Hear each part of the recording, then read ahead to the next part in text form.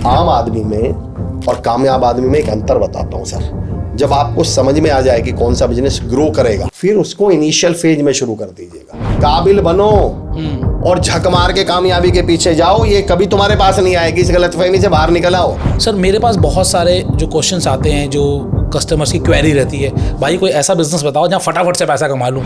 इसलिए मैं सेल्स में एक उदाहरण देता हूँ, खासतौर से एंटरप्रेन्योर्स को। कनेक्ट टीम को कभी भी काम मत दीजिए, जिम्मेदारी दीजिए। चीजें दोनों एक है, हाँ बिल्कुल, पर तरीका अलग है। मैं आपका चैनल जो खासतौर से सेल्स और बिजनेस के लिए डेडिकेटेड है, मैं ये देख रहा था कि यहाँ नए थॉट्स, नए आइडियाज सुने भी जाते हैं। क्योंकि मेरा ये मानना है कि अगर नए विचारों को नहीं सुना जाता तो इंसान आज भी बंदर होता। आपने बिजनेस शुरू तो कर लिया है, लेकिन आपका बिजनेस ग्रो नहीं हो रहा है। तो आज के इस पॉडकास्ट में हम ऐसी शख्सियत से मिलने वाले हैं जिन्होंने न जाने कितने बिजनेसमैन को ट्रेनिंग दी है, कितने आईएएस एंड आईपीएस ऑफिसर्स को ट्रेनिंग दी है। आज हमारे साथ होने वाले हैं अमर चौधरी जी, जो एक थिंकर है, ऑथर हैं, लीडरशिप एंड सेल्स कोच हैं। आज हम इनसे जानेंगे कि किस तरीके से आप अपने बिजनेस में ग्रो कर सकते हैं, किस तरीके से अपनी सेल्स को बूस्ट कर सकते हैं और एक सक्सेसफुल एंटरप्रेन्योर बन सकते हैं। तो आइए इस चैनल पर स्वागत करते हैं अमर चौधरी जी का। सर आपका बहुत बहुत बहुत आभार आशीष सर, बहुत बहुत धन्यवाद, बहुत बहुत आभार इस अपॉर्चुनिटी के लिए। सर मैंने आपको बहुत सुना है, आपके बहुत सारे वीडियो सुने हैं और लोग आपको शब्दों का जादूगर कहते हैं। जी जी, बहुत। तो आज हम आपसे कुछ ऐसा ही जादू सीखने वाले हैं कि किस तरीके से लोग जो एक बिजनेस ट्रैप में आ गए हैं, जिन्होंने बिजनेस स्टार्ट तो कर लिया है लेकिन वो बिजनेस में आगे नहीं बढ़ पा रहे हैं, ग्रोथ नहीं कर पा रहे हैं, कहीं स्टक हो गए हैं। तो आपको क्या लगता है कि ऐसी कौन सी आदतें हैं उनकी, या क्या रीज़न है जिनकी वजह से एक पोजीशन पर आकर उनका बिजनेस अटक गया है? आशीष सर, मैं आपके एक लाइन मैं भी सुन रहा था जब आप इंट्रोडक्शन दे रहे थे, और इवन सवाल भी जब आप पूछ रहे थे कि आप अपने बिजनेस में कैसे ग्रो कर सकते हैं। अमूमन इस सवाल को लोग पूछते हैं, बिजनेस कैसे ग्रो कर सकते हैं। मैं कहता हूँ ये सवाल गलत है। बिजनेस ग्रो नहीं करना, आपने बिल्कुल सही स्टेटमेंट यूज किया। आप अपने बिजनेस में कैसे ग्रो कर सकते हैं, और ये छोटी बात नहीं है जो मैं कहना चाह रहा हूँ, जहां मैं मैसेज को ले जाना चाह रहा हूँ कि मैं कहता हूँ कि हम उस पॉइंट को ही नहीं समझ पाए जहां पे हमें काम करना है। उम्र भर हम ये खता करते रहे, धूल चेहरे पे थी और आईने सफा करते रहे। प्रॉब्लम बिजनेस में है ही नहीं, प्रॉब्लम मुझ में है, क्योंकि सेम बिजनेस जिसमें मैं स्टक हूं उसमें कोई ना कोई तो एक्सेल कर रहा होगा, नहीं तो मैं उस इंडस्ट्री में, उस सेगमेंट में बिजनेस ही नहीं करता। भाई अगर मैं कहूं कि मेरा चलिए कोई ऑनलाइन डिजिटल मार्केटिंग का बिजनेस है और सर मेरा बिजनेस नहीं चल रहा, नहीं साहब ये कहिए मैं नहीं चल रहा, बिजनेस तो औरों का भी तो चल रहा होगा। बिल्कुल। तो जिस दिन हम ये समझ गए कि प्रॉब्लम बिजनेस में है ही नहीं, प्रॉब्लम कहाँ है, मुझ में है, मेरे माइंडसेट में है, मेरे तरीकों में है, या मेरी आदतों में है। तो सबसे पहले अगर मुझसे कोई पूछे तो मैं कहूँगा सर सबसे पहले तो करिए self assessment. Self assessment, set SAT, am I the right person for this business. कैसे करें? अच्छा मुझे ये बताइए, मैं आ रहा हूँ बिल्कुल इस प्रोसेस को मैं बताऊंगा। मुझे ये बताइए पहले आप कि 8 नंबर का जूता है, ये सही है या खराब है? 8 नंबर वालों के लिए सही है। बस एक्चुअली हमारी सबसे बड़ी समस्या क्या होती है, हम इस बात की लड़ाई लड़ रहे होते हैं। हमारा सवाल ये नहीं है लेदर का है, बहुत अच्छी क्वालिटी का है, मैं और सर ये इंटरनेशनल ब्रांड है, सर इससे बढ़िया तक लेदर। मैं कहता हूँ साहब वो तो ठीक है, पर नंबर मेरे पैर का है क्या, साइज मेरे पैर का है क्या, क्या वो बिजनेस जो मैं कर रहा हूँ और मेरी जो पर्सनैलिटी है, मेरा जो तरीका है, मेरी जो आदतें हैं, क्या वो आपस में मैच भी करती हैं? अगर ये आपस में मैच करती हैं तो मैं लिख के दे सकता हूँ, धरती पे कोई ताकत आपको बिजनेस में ग्रो करने से नहीं रोक सकती। तो सेट करें कैसे? पहले मैं सेट की ताकत बताता हूँ। हाँ। सेल्फ असेसमेंट टेस्ट, इसको मैंने क्या बोला, सेल्फ असेसमेंट टेस्ट। किताबें रिसाले ना अखबार पढ़ना, मगर इस दिल को हर रोज एक बार पढ़ना। एक बार अपने आप को पढ़िए कि यार मेरे लिए मैंने बिजनेस चुन तो लिया। एक्चुअली हमारे यहाँ एक अलग टॉपिक पे ले जा रहा हूँ सर, लेकिन मैं स्टार्टिंग से करना चाह रहा हूँ शुरू। मैं चाह रहा हूँ कि कहीं ऐसा तो नहीं कि प्रॉब्लम कहीं और है और सॉल्यूशन हम और कहीं ढूंढ रहे हैं। मैं आशीष सर एक बटन, अपनी शर्ट का बटन लगा रहा हूँ और मैं ऊपर वाला बटन गलत लगा दूं तो उसके बाद मैं कितना भी टैलेंटेड और मेहनती हूँ, सारे बटन क्या होंगे, गलत ही लगेंगे ना। तो अब आप लड़ाई कहाँ की लड़ रहे हो, यहाँ की। क्या पता शायद गलती कहाँ हो, यहाँ हो। तो एक थ्योरी मैं करियर काउंसलिंग में दिया करता हूँ, सेम थ्योरी आप उस बिजनेस पे अप्लाई करके देख लीजिए। IAS थ्योरी का नाम क्या है सर? IAS। आई मतलब इंटरेस्ट। क्या मेरा उस बिजनेस में इंटरेस्ट भी है जो मैंने काम शुरू किया है? बल्कि मैं उल्टा कहता हूँ 90% केस में हो सकता है इसका जवाब हाँ में निकलेगा, हाँ साहब मेरा बड़ा इंटरेस्ट था इसमें, सर मैं तो यही काम करना चाह रहा था। लेकिन अगला जो पेच फंसेगा वो फंसेगा ए पर। ए मतलब एबिलिटी, अच्छा, इंटरेस्ट तो था। आपने क्या देखा यार, चारों तरफ हर कोई पॉडकास्ट कर रहा, मैं भी पॉडकास्ट कर भाई लूंगा। पॉडकास्ट में आ भाई गए। सब पॉडकास्ट कर रहे हैं तो मैं कैसे कर लूंगा? इसका क्या सेंस है आपस में? कोई तो सेंस नहीं। आपको ये देखना पड़ेगा क्या उस काम की मेरी एबिलिटी भी है। तो आई मतलब क्या हुआ? Interest, interest. ए मतलब क्या हुआ? Ability. एबिलिटी। और एस द मोस्ट इग्नोर्ड। अभी मैं ए से एस पर जब लाऊंगा तो मैं दो बातें कहने वाला हूं। एस जो है वो मोस्ट इग्नोर्ड है हमारे देश में, एंड एस मतलब स्कोप।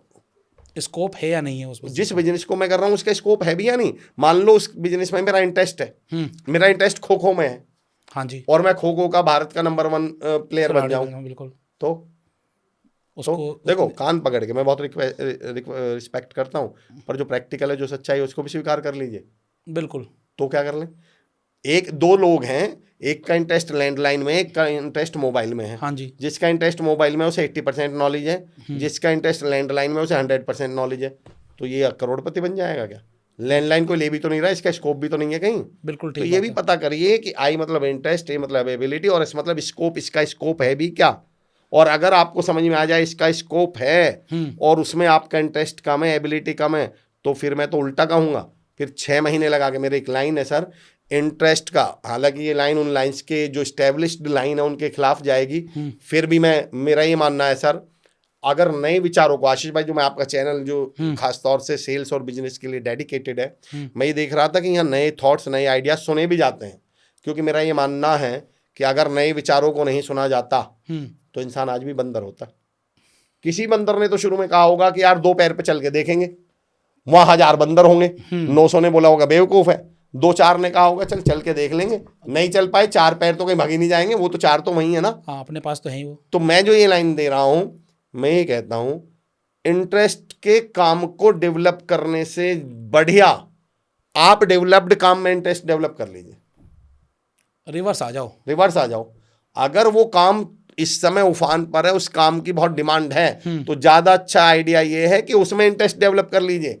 अच्छा, लोग क्या डायलॉग बाजी करेंगे इसमें? हम लोग डायलॉग बाज देश के लोग हैं। इसमें डायलॉग बाजी क्या चलेगी? अरे नहीं सर, आप में इंटरेस्ट होना चाहिए, देखो सानिया मिर्जा टेनिस, मतलब वो नंबर 1 बन गई। मैंने कहा 140 करोड़ के देश में दूसरे का नाम बताना, चलो बन गई सानिया मिर्जा, अब दूसरे का नाम बताना, चलो साइना नेहवाल जी बैडमिंटन में, तीसरे का नाम बताना। अगर मैं बैडमिंटन में 3 नाम पूछ लूं आपसे, बताओ तीसरे का नाम क्या है? लोग टॉपर को याद रखे। मैं टॉपर की भी बात नहीं कर रहा अच्छा। सर, मैं टॉपर की बात नहीं कर रहा। क्रिकेट में जो सबसे घटिया क्रिकेटर है वो भी करोड़ रुपए लेके आ जाएगा घर। हाँ, क्रिकेटर के मैं कहीं 20 के नाम आईपीएल में ही बता नंबर दूंगा। आ गया, हाँ, कहीं लोकल उसमें ही नंबर आ गया। मैं ये कहना चाह रहा हूं कि आप एक्सेप्शंस के उदाहरण सुनकर, एक्सेप्शंस के उदाहरण देखकर ट्रैप में मत फंस जाइएगा। आप ये देखिएगा कि ज्यादा डिमांड किसकी है, कौन सा बिजनेस ग्रोथ की तरफ जा रहा है। आम आदमी में और कामयाब आदमी में एक अंतर बताता हूं सर। जब आपको समझ में आ जाए कि कौन सा बिजनेस ग्रो करेगा, फिर उसको इनिशियल फेज में शुरू कर दीजिएगा।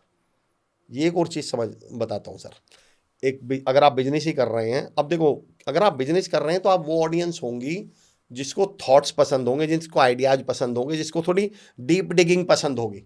आपको इस पॉडकास्ट में ये तो नहीं चाहिएगा कि मैं आप में आग भर दूं और जुनून भर दूं, जोश भर दूं। वो वाली ऑडियंस आप नहीं है, तो फिर मैं बात भी वैसे ही करूंगा बिल्कुल, जो मैं डीप डिगिंग वाली करने वाला हूं। तो जब आपको समझ में आ जाए आशीष सर कि इस काम की ग्रोथ होने वाली है, तो मैं इसको एक बात कहता हूं, एक उदाहरण दिया करता हूं, मेरा एक मानना है, और that concept is called early mover. That is called early mover. देखिए सर, कोई भी बिजनेस ना ऐसे चलता है नीचे से ऊपर की तरफ यूं, और लॉ ऑफ ग्रेविटी ये कहती है कि कोई भी चीज जो यहां से उठी है, हाँ, वो यहां तक जाएगी टॉप पर, और फिर यहां जाने के बाद क्या होने वाली है, वो वापस से क्या आने वाली है, डाउन। डाउन जाने। अब कामयाब बिजनेसमैन में और नाकामयाब बिजनेसमैन में अंतर बताऊंगा। टैलेंट से ज्यादा डिसीजन का अंतर होता है। जितने भी लोग कामयाब मिलेंगे किसी भी बिजनेस में, होते हैं विजनरी। हाँ, वो किसी में भी एंट्री लेते हैं यहाँ जब वो 10 फीट ऊंचा उठा होता है, और कमाई है 10 से लेकर 1000 फीट तक, हाँ जी, तो वो यहाँ ज्वाइन करते हैं उस बिजनेस को। और जो 90% जो मीडियोकर लोग हैं, जो ये देखते हैं अब ये काम, अब ये काम, अब ये टॉप पे टॉप पे टॉप पे, मैंने कहा इसका मतलब अब ये कहाँ आएगा, अब नीचे आएगा। अगर आपको पैसा कमाना है, मैंने रियल एस्टेट में वो लोग भी देखें ऑनलाइन में, चाहे कोई सी भी इंडस्ट्री उठा लीजिए आप, बिल्कुल यूट्यूब की इंडस्ट्री उठाइए, ऑनलाइन की इंडस्ट्री उठाइए, रियल एस्टेट उठाइए। आज जो करोड़ों रुपए जिनका हम उदाहरण देते हैं, ये लोग यूट्यूब पर पॉडकास्ट में फलाने में करोड़ों कमा रहे हैं, मैं लिख के दे सकता हूँ वो सारे 2020 या उससे पहले के हैं। अब बिटकॉइन का ही ले लो सर एग्जांपल, आप किसी का भी ले लीजिए सर, जब इट्स ऑल अबाउट द आपने उसमें एंट्री कहाँ ली, हम्म, यहां से यहां तक ली, या जब आम आदमी कहाँ मरता है, जब सारी दुनिया कर रही होती है तब उस काम को करने बैठता है वो, और फिर क्या कहता है, मैं लॉस में चला गया। हाँ बिल्कुल जाएंगे, अब तो इसको सब कर रहे थे।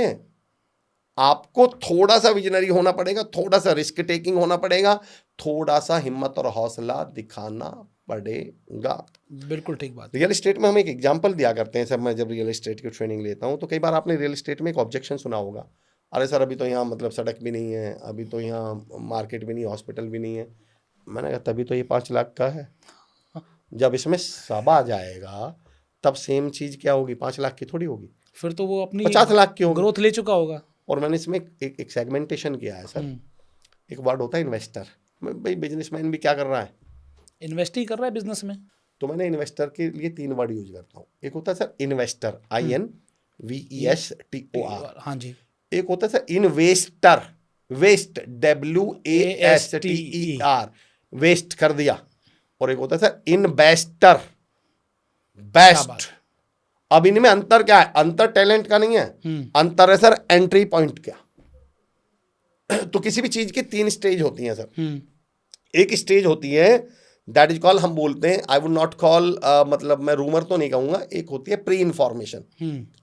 प्री इन्फॉर्मेशन क्या हुई यार, जेवर में एयरपोर्ट बनेगा, ये प्री इन्फॉर्मेशन है। पर इस धरती पे 1-2% लोग ही हैं जो यहां पर डिसीजन ले पाएंगे।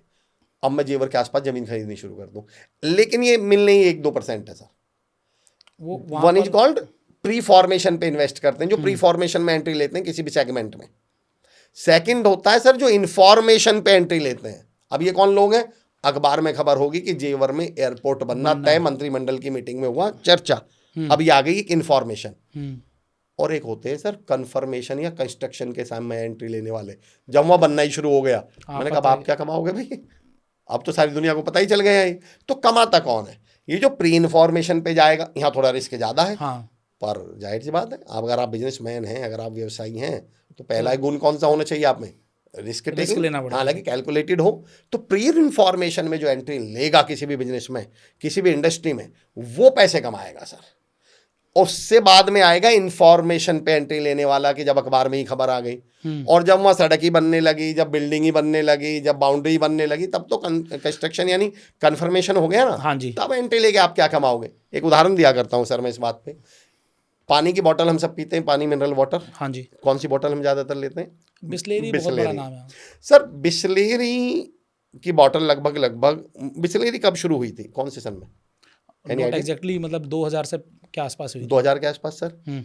सर बिस्लेरी की बोतल अगर हमारे आसपास हो और बाई चांस इस पे पीछे डेट लिखी, सन लिखा हुआ आया था, पड़ेगा सर 1969। 1969। अच्छा, मुझे 2000 लगा। मैंने ये 5000 लोगों से सवाल पूछा है सर, और सबने यही बताया 2000 या 2000 के 5। 1980, 85, 90 में क्या इंडिया में कोई पीता था बिस्लेरी का पानी? सवाल ये है सर कि क्या 1969 में भारत जैसे देश में किस इंसान ने ये सोच लिया कि भारत जैसे देश में पानी पिया जाएगा बोतलों में बंद।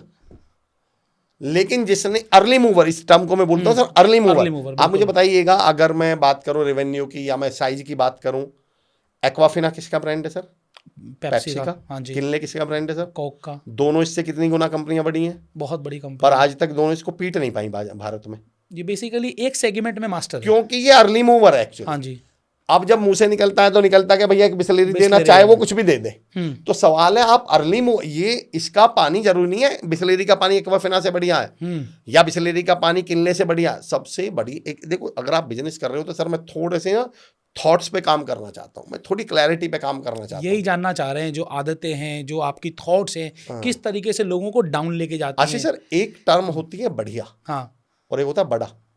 हम इसमें भी कंफ्यूज रहते हैं हमेशा। पहले तो आपका जो ब्रांड, जो आपका प्रोडक्ट है, उसकी क्वालिटी बढ़िया होनी चाहिए, पर आपको ये समझ में आना चाहिए कि एक वक्त के बाद बढ़िया से ज़्यादा महत्वपूर्ण है आप इसे बड़ा कितना बना पाएंगे। सवाल पूछता हूँ, नवाजुद्दीन सिद्दीकी और सलमान खान, एक्टर बढ़िया कौन है दोनों में? नवाजुद्दीन सिद्दीकी मुझे बहुत अच्छा लगता है। बड़ा कौन है? सलमान खान। नसरुद्दीन शाह। हम्म। और मैं आपसे पूछ लेता हूँ, नसरुद्दीन शाह और चलो शाहरुख खान, बढ़िया एक्टर कौन सा है? एक्टर जो थिएटर वाले एक्टर है, मैं इन दोनों में तो बहुत मुश्किल है कंपैरिजन करना, मुझे दोनों ही बहुत एक्टर अच्छे लगते मैं हैं। एक्टर की बात कर रहा हूं लेकिन फिलहाल। नसीरुद्दीन शाह में एक्टिंग हम एक्टर की बात करी है मैंने, बढ़िया एक्टर। बहुत जबरदस्त है। बड़ा कौन है? शाहरुख खान तो हम किंग आज है। तक ये समझ नहीं पाए कि बढ़िया और बड़े में जमीन आसमान का अंतर होता है। हम्म। आपको ये भी तय करना पड़ेगा कि बेशक आपका प्रोडक्ट बढ़िया हो, पहला फोकस बढ़िया प्रोडक्ट हो, पर आपका असली फोकस है बड़ा बिजनेस करने का, कि बिजनेस बड़ा हो। तो आपको इन दोनों चीजों में अंतर समझना पड़ेगा। जिस दिन आप लोग, मैं अक्सर एंटरप्रेन्योर से कहता हूं, हर बिजनेस ओनर से कहता हूं, don't love your idea because love is blind. प्यार अंधा होता है सर। फिर आप ये सोचना, समझना, मानना बंद कर देते हैं कि इसमें मुझे कुछ और करने की भी जरूरत है। बिल्कुल इमोशंस पे चले जाते हैं। इमोशन एक नहीं, इमोशंस होने तो चाहिए सर। आप लेकिन आशीष सर, एक बहुत गलत थ्योरी बताता हूं मैं बिजनेस की, sales, I am into sales, तो उसकी एक सबसे गलत थ्योरी बताता हूं, और ये हर एक बिजनेस ओनर के दिमाग में भी बैठी हुई है। बोले प्रोडक्ट में दम होना चाहिए, अपने आप बिकेगा। दुनिया का सबसे बड़ा झूठ है। प्रोडक्ट तो बहुत सारे ऐसे जिसमें दम होता है, अपने आप नहीं बिकेगा भाई, नहीं दम होना चाहिए, यहां तक तो सही है। हाँ पर आप ये कहो कि अपने आप बिकेगा। एक मूवी आई थी 3 इडियट्स। बिल्कुल। 3 इडियट्स का एक डायलॉग है जिसने आधे देश को बर्बाद किया है। डायलॉग बताता हूं, काबिल बनो, मेहनत झक मार के, कामयाबी कामयाबी झक मार के पीछे आएगी। मैं कहता हूं भाई साहब नहीं आएगी। मैं ये कहता हूं इस सेंटेंस को आधे के बाद बदलो, काबिल बनो और झक मार के कामयाबी के पीछे जाओ, ये कभी तुम्हारे पास नहीं आएगी। इस गलतफहमी से बाहर निकल आओ। अब काबिल लोगों ने अंदर से चटकनियां लगा के क्या कहना शुरू कर दिया, कामयाबी मुझे ढूंढती हुई आएगी। भाई साहब इतनी फोकट में नहीं है, कामयाबी नहीं आएगी। प्रोडक्ट दमदार बनाओ, फिर उसके बाद उसकी मार्केटिंग, उसकी ब्रांडिंग, उसकी सेल्स, उसका डिस्ट्रीब्यूशन, उसको पिच कैसे करना है, भाई इन चीज़ों पे काम करिए। जब इन सारी चीज़ों पे काम कर लोगे तब आप उसको बड़ा बना पाएंगे। मैं 1000 प्रोडक्ट ऐसे ढूंढ के बता दूंगा जो हम लोग कंज्यूम करते हैं रेगुलर डेली लाइफ में, और हम ही कहते हैं इससे बढ़िया वो है, पर यूज आप दूसरा कर रहे होंगे। ये भी बता दूंगा मैं, बढ़िया कोई और होगा। हाँ जी। मैं आजकल एक रील्स में ना एक ऐड आते हैं, तो उसमें कई बार वो आते हैं, ये शैम्पू यूज मत करो और ये शैम्पू यूज करो। वो सारे शैम्पू जो यूज नहीं करने, जो हमारी हेल्थ के लिए, बाल के लिए बेकार हैं, हाँ। वो सारे सबसे ज्यादा बिक रहे हैं। उसमें नाम इनका भी आता है, ये डाव, क्लिनिक प्लस, ये जितने भी हैं ना, ये जितने भी हैं, जितने भी मोस्ट सेलिंग आपके शैम्पू हैं, सारों के नाम हैं। और जिनको वो बताते हैं ये बहुत अच्छे हैं, उनमें से 90% के हम नाम ही नहीं जानते। तो मैं इसलिए कहता हूँ बढ़िया होना और बड़ा होना। अक्सर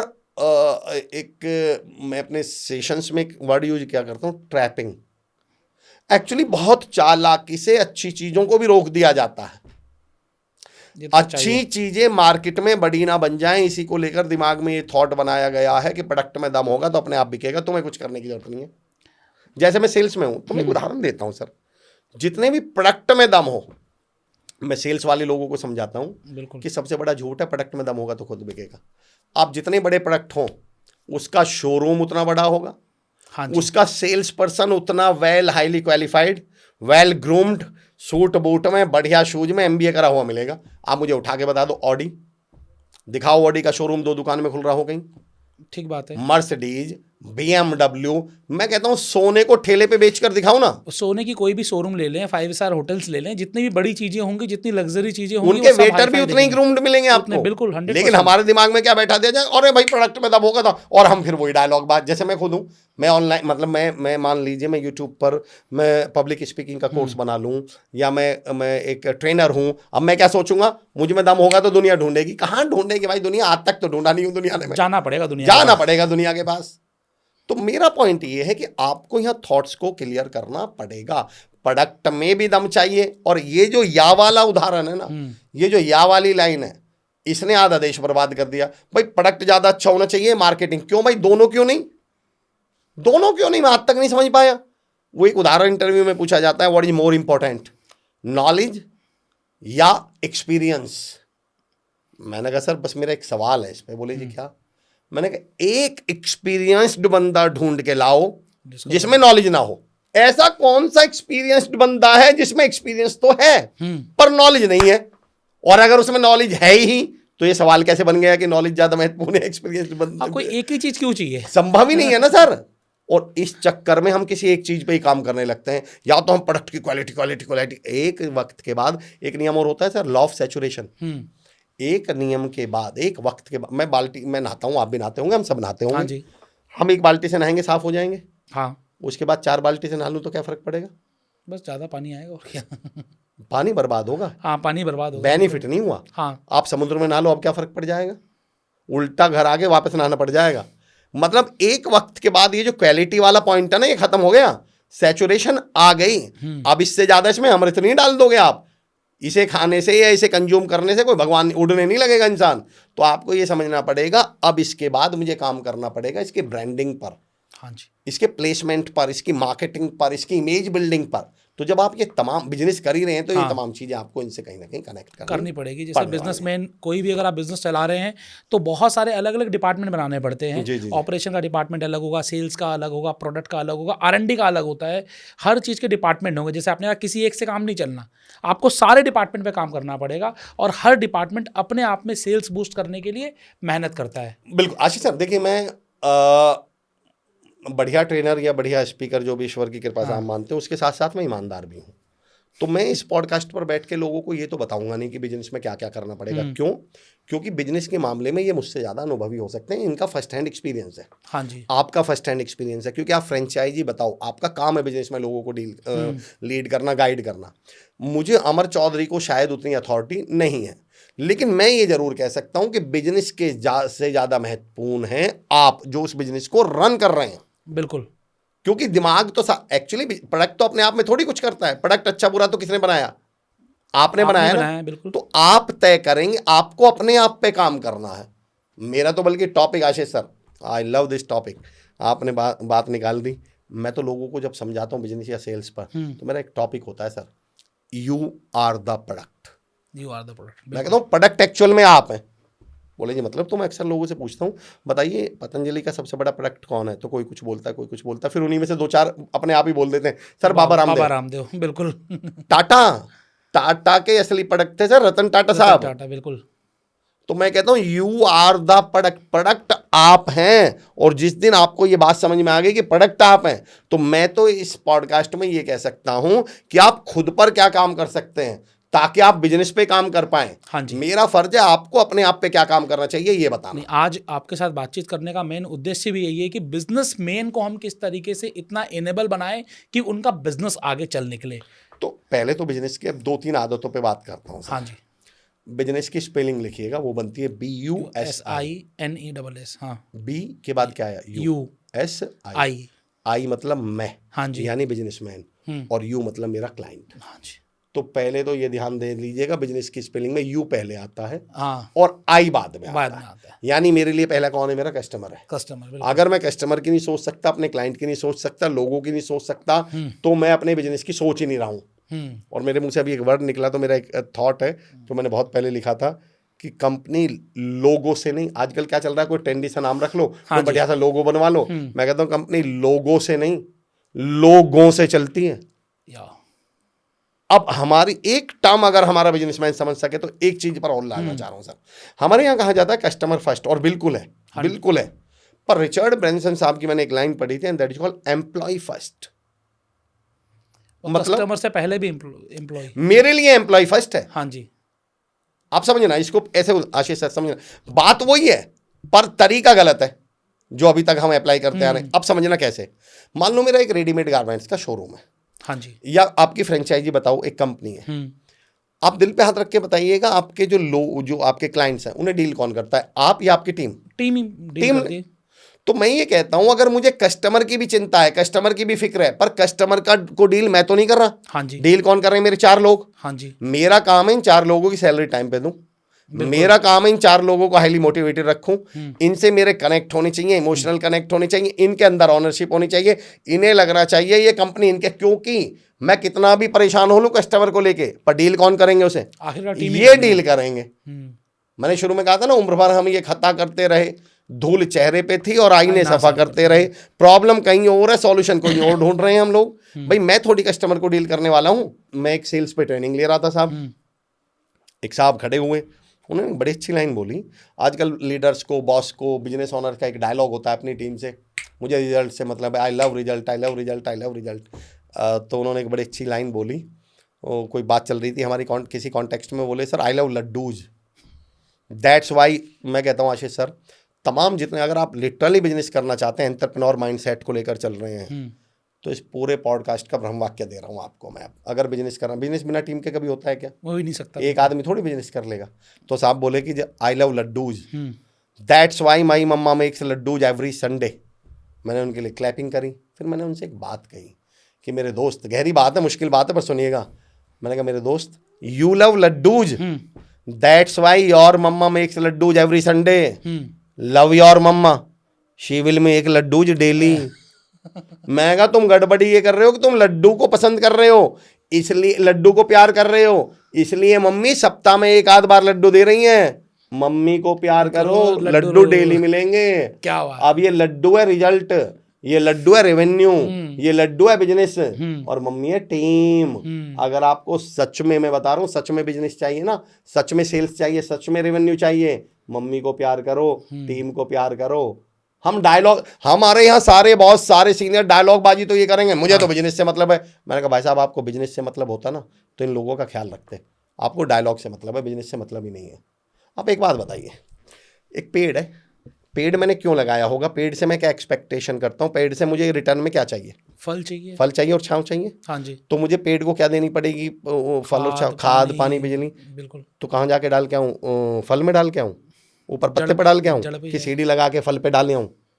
अगर ईमानदारी से और सच में आपको पेड़ से फल चाहिए और पत्ते चाहिए, हवा चाहिए और छांव चाहिए, तो सर उस जड़ में डालना पड़ेगा खाद पानी। तो जड़ हमारे एम्प्लॉय हैं, जड़ मेरी टीम है। जितना मैं अपनी टीम का ख्याल रखूंगा, जितना मैं टीम को ट्रेन करूंगा, मेरे इमोशनल कनेक्ट होंगे। हमारे यहाँ लोगों ने बिजनेस में एक डायलॉग बना रखा है कि अगर बिजनेसमैन बनना है तो इमोशनल मत बनो। मैं कहता हूँ साहब कैसी बात कर रहे हो? मैंने कहा ना आपसे शुरू में, मैं पिछले कुछ समय पे एक विषय पे बहुत काम कर रहा हूँ सर, और विषय ये है मेरे दोस्तों कि जो जो चीज़ें हमें, चाहे बिजनेसमैन के तौर पर, एंटरप्रेन्योर के तौर पर, इंसान के तौर पर, let it be any category, any field, इंसान के तौर पे हमें कामयाब कर सकती थी, बड़ी चालाकी से हमें उनके खिलाफ खड़ा कर दिया गया, उनके प्रति नेगेटिव कर दिया गया। इमोशंस को क्या कहा जाता है? अरे don't be emotional, emotional fool. मैं कहता हूँ आशीष सर, धरती पर इमोशन शब्द की सही परिभाषा बताऊँ आपको? मैंने शब्दों पे बहुत काम किया है। इमोशंस का मतलब होता है एनर्जी इन मोशंस। जब आप इमोशनली कनेक्ट हो जाते हैं ना अपनी टीम से, अपने क्लाइंट से, अपने लोगों से, फिर आप देखना क्या कमाल की चीज़ें आती हैं।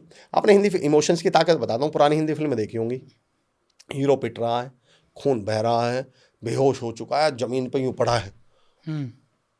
लोग कहते हैं इमोशंस हमारी कमजोरी है, इमोशंस हमें कमजोर कहते हैं। मैं इमोशन से ज़्यादा ताकतवर इस धरती पर कुछ नहीं मानता। ऐसे पड़ा हुआ है हीरो, फिर उसे एकदम याद आता है मेरी माँ के साथ इन्होंने क्या किया था, मेरे पिता के साथ इन्होंने झूठा आरोप लगा दिया था, मेरी बहन के साथ बदतमीजी करी थी, मेरे भाई को मार दिया था। वही बेहोश पड़ा हुआ हीरो उन्हीं इमोशंस के दम पर वापस खड़ा होता है और सैकड़ों सुइयों विलेन को मार डालता है। इमोशंस में क्या है? ताकत है। जब आप अपनी टीम के साथ इमोशनली कनेक्ट होंगे, जब आप अपनी टीम से, मैं एक चीज़ और बता रहा हूँ टीम से काम करवाने का तरीका। मैं कहता हूँ लोगों को काम दीजिए, वो आपको कहानियाँ सुनाएंगे, वो अपनी परिवार की समस्याएं बताएंगे। आप उनके परिवार के बारे में पूछो, वो आपको काम के बारे में बताएंगे। आप कभी नोटिस कर लेना, कभी नोटिस कर लेना, आपके यहाँ एक प्लम्बर लगा हुआ है जो काम करने आ रहा है, शाम के 5:30 बजने, और वो उठा के अपना जो जितने भी उसके इक्विपमेंट है उठा के चलने वाला, और आप कहते हैं अरे ये नल रहेगा इसको तो कर जा। अरे भैया क्या बताऊँ, मेरी मम्मी बहुत बीमार है, कल गिर गई थी, उन्हें दवाई दिला के। आप उल्टा कर लो, आप 5 बजे, 4:30 बजे, 5:15 बजे, भाई मम्मी तो ठीक है, तबीयत तो ठीक है, घर में कोई दिक्कत तो नहीं है, कोई दिक्कत हो तो मुझे बता देना, 150 रुपये एक्स्ट्रा चाहिए तो बता देना। अब अरे नहीं साहब, घर में तो सब ठीक है, कोई दिक्कत नहीं, एक काम कर लूँ क्या सर, ये 15 मिनट का ही काम है, इसे भी निपटा देता हूँ, कल कहाँ इसके चक्कर में रुकेंगे। आप लोगों से उनके इमोशंस के बारे में बात करिए, वो आपको काम के बारे में बताएंगे। आप काम के बारे में बात करिए, वो इमोशंस की कहानी सुनानी, और आपको डायलॉग क्या मारने, क्योंकि एक्चुअली हम भी नहीं सुनना चाहते ना किसी को। आप बेशक कह तो ये रहे हो मुझे बिजनेस चाहिए, मुझे तो ये करना, मुझे, पर एक्चुअल में करना होता तो आप जड़ों पे काम कर रहे हैं। मैं जड़ की बात कर रहा हूँ। ये आपने बहुत बड़ा सॉल्यूशन दे दिया है। जिनकी टीम काम नहीं करती है, जिनकी टीम बहाने बनाती है, तो बहाने बनाने के पीछे सबसे बड़ा रीजन आपने बताया कि हम लोगों के साथ जुड़े हुए नहीं हैं, अपनी टीम के साथ कनेक्टेड नहीं है। Emotional connect. एक चीज और बता दूं सर, एक और थ्योरी दे रहा हूं, टीम को कभी भी काम मत दीजिए, जिम्मेदारी दीजिए। चीजें दोनों एक है, हाँ बिल्कुल। पर तरीका अलग है, लहजा अलग है। उदाहरण देता हूँ सर, कैसे, आशीष सर समझना। आशीष सर ने मुझसे बोला, अमर जी मेरे मेहमान आएंगे कुछ, मैं आपके यहाँ काम करता हूँ। आपने बोला, अमर जी मेरे यहाँ काम मेहमान आएंगे कुछ, उन सबको पानी वानी पिलाने का सारी काम आपको देखना है। अब अमर को क्या लगेगा, यार मैं पानी पिलाने के लिए रखा हूँ, मेरा काम पानी पिलाने का, मैं पानी पिलाऊंगा क्या? और अमर को बेइज्जती महसूस होगी। हाँ। इसी बात को, सेम बात को दूसरे तरह, अमर जी कुछ खास मेहमान आ रहे हैं और विशेष लोग हैं, वो खास अच्छे लोग हैं, मेरे क्लोज हैं बहुत, सर उनके जलपान की पूरी जिम्मेदारी ना, क्योंकि आप मेरी नज़र में आप ही व्यवस्था संभाल पाओगे, सारी जिम्मेदारी आपकी जिम्मेदारी। अब अमर को क्या लगेगा, मुझे जिम्मेदारी दी गई है, मैं कोई खास, मैं कोई मेन आदमी हूँ, मैं ही हूँ इनकी नज़र में जो कुछ सब कर सकता हूँ, पिला पानी रहूँ बाद में पर अब अमर को क्या लग रहा है, जिम्मेदारी। एक्चुअली सर हम लोगों को ट्रीट करते समय ना ऐसा महसूस करा देते हैं। मनीष शर्मा सर हमारे एक सीनियर हैं, बहुत शानदार व्यक्तित्व हैं, पेरेंटिंग पे बात करते हैं, तो वो पेरेंट्स एक बात बोलते हैं, हर बात पे बच्चों को बुरा महसूस करवा के तुम ये सोच रहे हो अच्छे इंसान बन जाएंगे, जरा सी बातों पे तो इतना बुरा महसूस करवाते हो कि ये किसने गिरा दिया, तो बदतमीज, दिखता नहीं है, तो बेवकूफ़ है, मोटा दिमाग का, दिमाग नहीं है, और फिर ये चाहते हो कि ये इंसान अच्छा बन जाए। हर 2 मिनट में तो जो अपनी टीम में काम कर रहे हैं, किसी को आप कामचोर बता रहे हो, किसी को लापरवाह बता रहे हो, किसी को बोलते हो तो जैसे सारे दिन यही रहता है, फिर ये चाहते हो ये ईमानदारी से और बढ़िया काम भी कर दें। एक बार उनकी इज्जत तो करिए, उनकी रिस्पेक्ट तो करिए। अच्छा, हमारे दिमाग में एक फितूर और घुसाया गया, देखो आज अब मैं बता रहा हूँ, ट्रैपिंग जो बिजनेस में भी रुकावट डालते हैं, हमारे दिमाग में क्या फितूर घुसाया गया, अरे सर है ही बदतमीज, लापरवाह है, तो मैं करूँ क्या? हमारे यहाँ अप्रिशिएशन किसको मिलता है? टॉपर को। बिल्कुल। मैं कहता हूँ आप उसे अप्रिशिएट मत करो, तब भी टॉपर है वो। नहीं सर, मेरे ऑफिस में एक खास बात है कि मैं प्रोसेस पे फॉलो करता हूँ। मैं बोलता हूँ कि पूरे दिन में मतलब आपने बस ये काम करना है, रिजल्ट की चिंता नहीं करनी है। आप दिल लगाकर काम करो, एज ए ऑनर काम करो। किसी क्लाइंट से बात कर रहे हो तो आपको डिसीजन खुद को लेना है, मुझसे नहीं पूछना डिसीजन। और मैं अपने ऑफिस में आधे टाइम आता भी नहीं हूँ। ये इतना कमाल की चीज़ है वैसे। देखो सर, ये नेक्स्ट लेवल पर अगर आप प्रोसेस ड्रिवन कर दें, हमारे ज़्यादातर बिजनेस जो है पीपल ड्रिवन है। हाँ, अगर वो प्रोसेस ड्रिवन हो जाए तो उनसे तो कोई कमाल की बात नहीं, लेकिन मैं कहता हूँ हो सकता है वो एमएनसी में संभव हो। आप जो हम लोग जिस कैटेगरी पर हम काम कर रहे हैं, मैं मानकर चलता हूँ फिर भी ज़्यादातर यहाँ पीपल ड्रिवन रहने वाले हैं, लेकिन मैं कह रहा हूँ फिर उसमें थोड़ी सी चीज़ें, व्यवहारगत चीज़ें बदल लीजिए, व्यवहार वाली चीज़ें बदल लीजिए। जो एप्रिशिएशन है, जो लोगों, देखो मैंने एप्रिशिएशन के बारे में, सपोर्ट के बारे में एक सबक सीखा सर। एक मूवी आई थी शहंशाह, शहंशाह में एक सीन है। अच्छा, ये इस तरह की बातें ना हम हर पॉडकास्ट में इसलिए नहीं कर सकते, हर पॉडकास्ट में वाह वाह वैसे वाली डायलॉगबाजी चाहिए जहाँ हर दूसरी लाइन में अरे वाह। मैं यहाँ थोड़ा डीप डिगिंग कर रहा हूँ जहाँ आप सोच पाएँ इन बातों को। बिल्कुल। क्या यार बात तो सही है, करके देखता हूँ, मैं नुकसान नहीं दे, मैं इस बात की गारंटी देता हूँ, जो मेरे एग्जाम्पल्स होंगे, जो मेरे आपको सजेशंस होंगे, वो उसकी तरह होंगे, कौन सी होती है वो, आयुर्वेद की तरह। हाँ जी। फायदा कितना देंगे मुझे नहीं मालूम, नुकसान नहीं, गारंटी दे रहा हूँ, साइड इफेक्ट नहीं हो सकते, नुकसान नहीं हो सकते।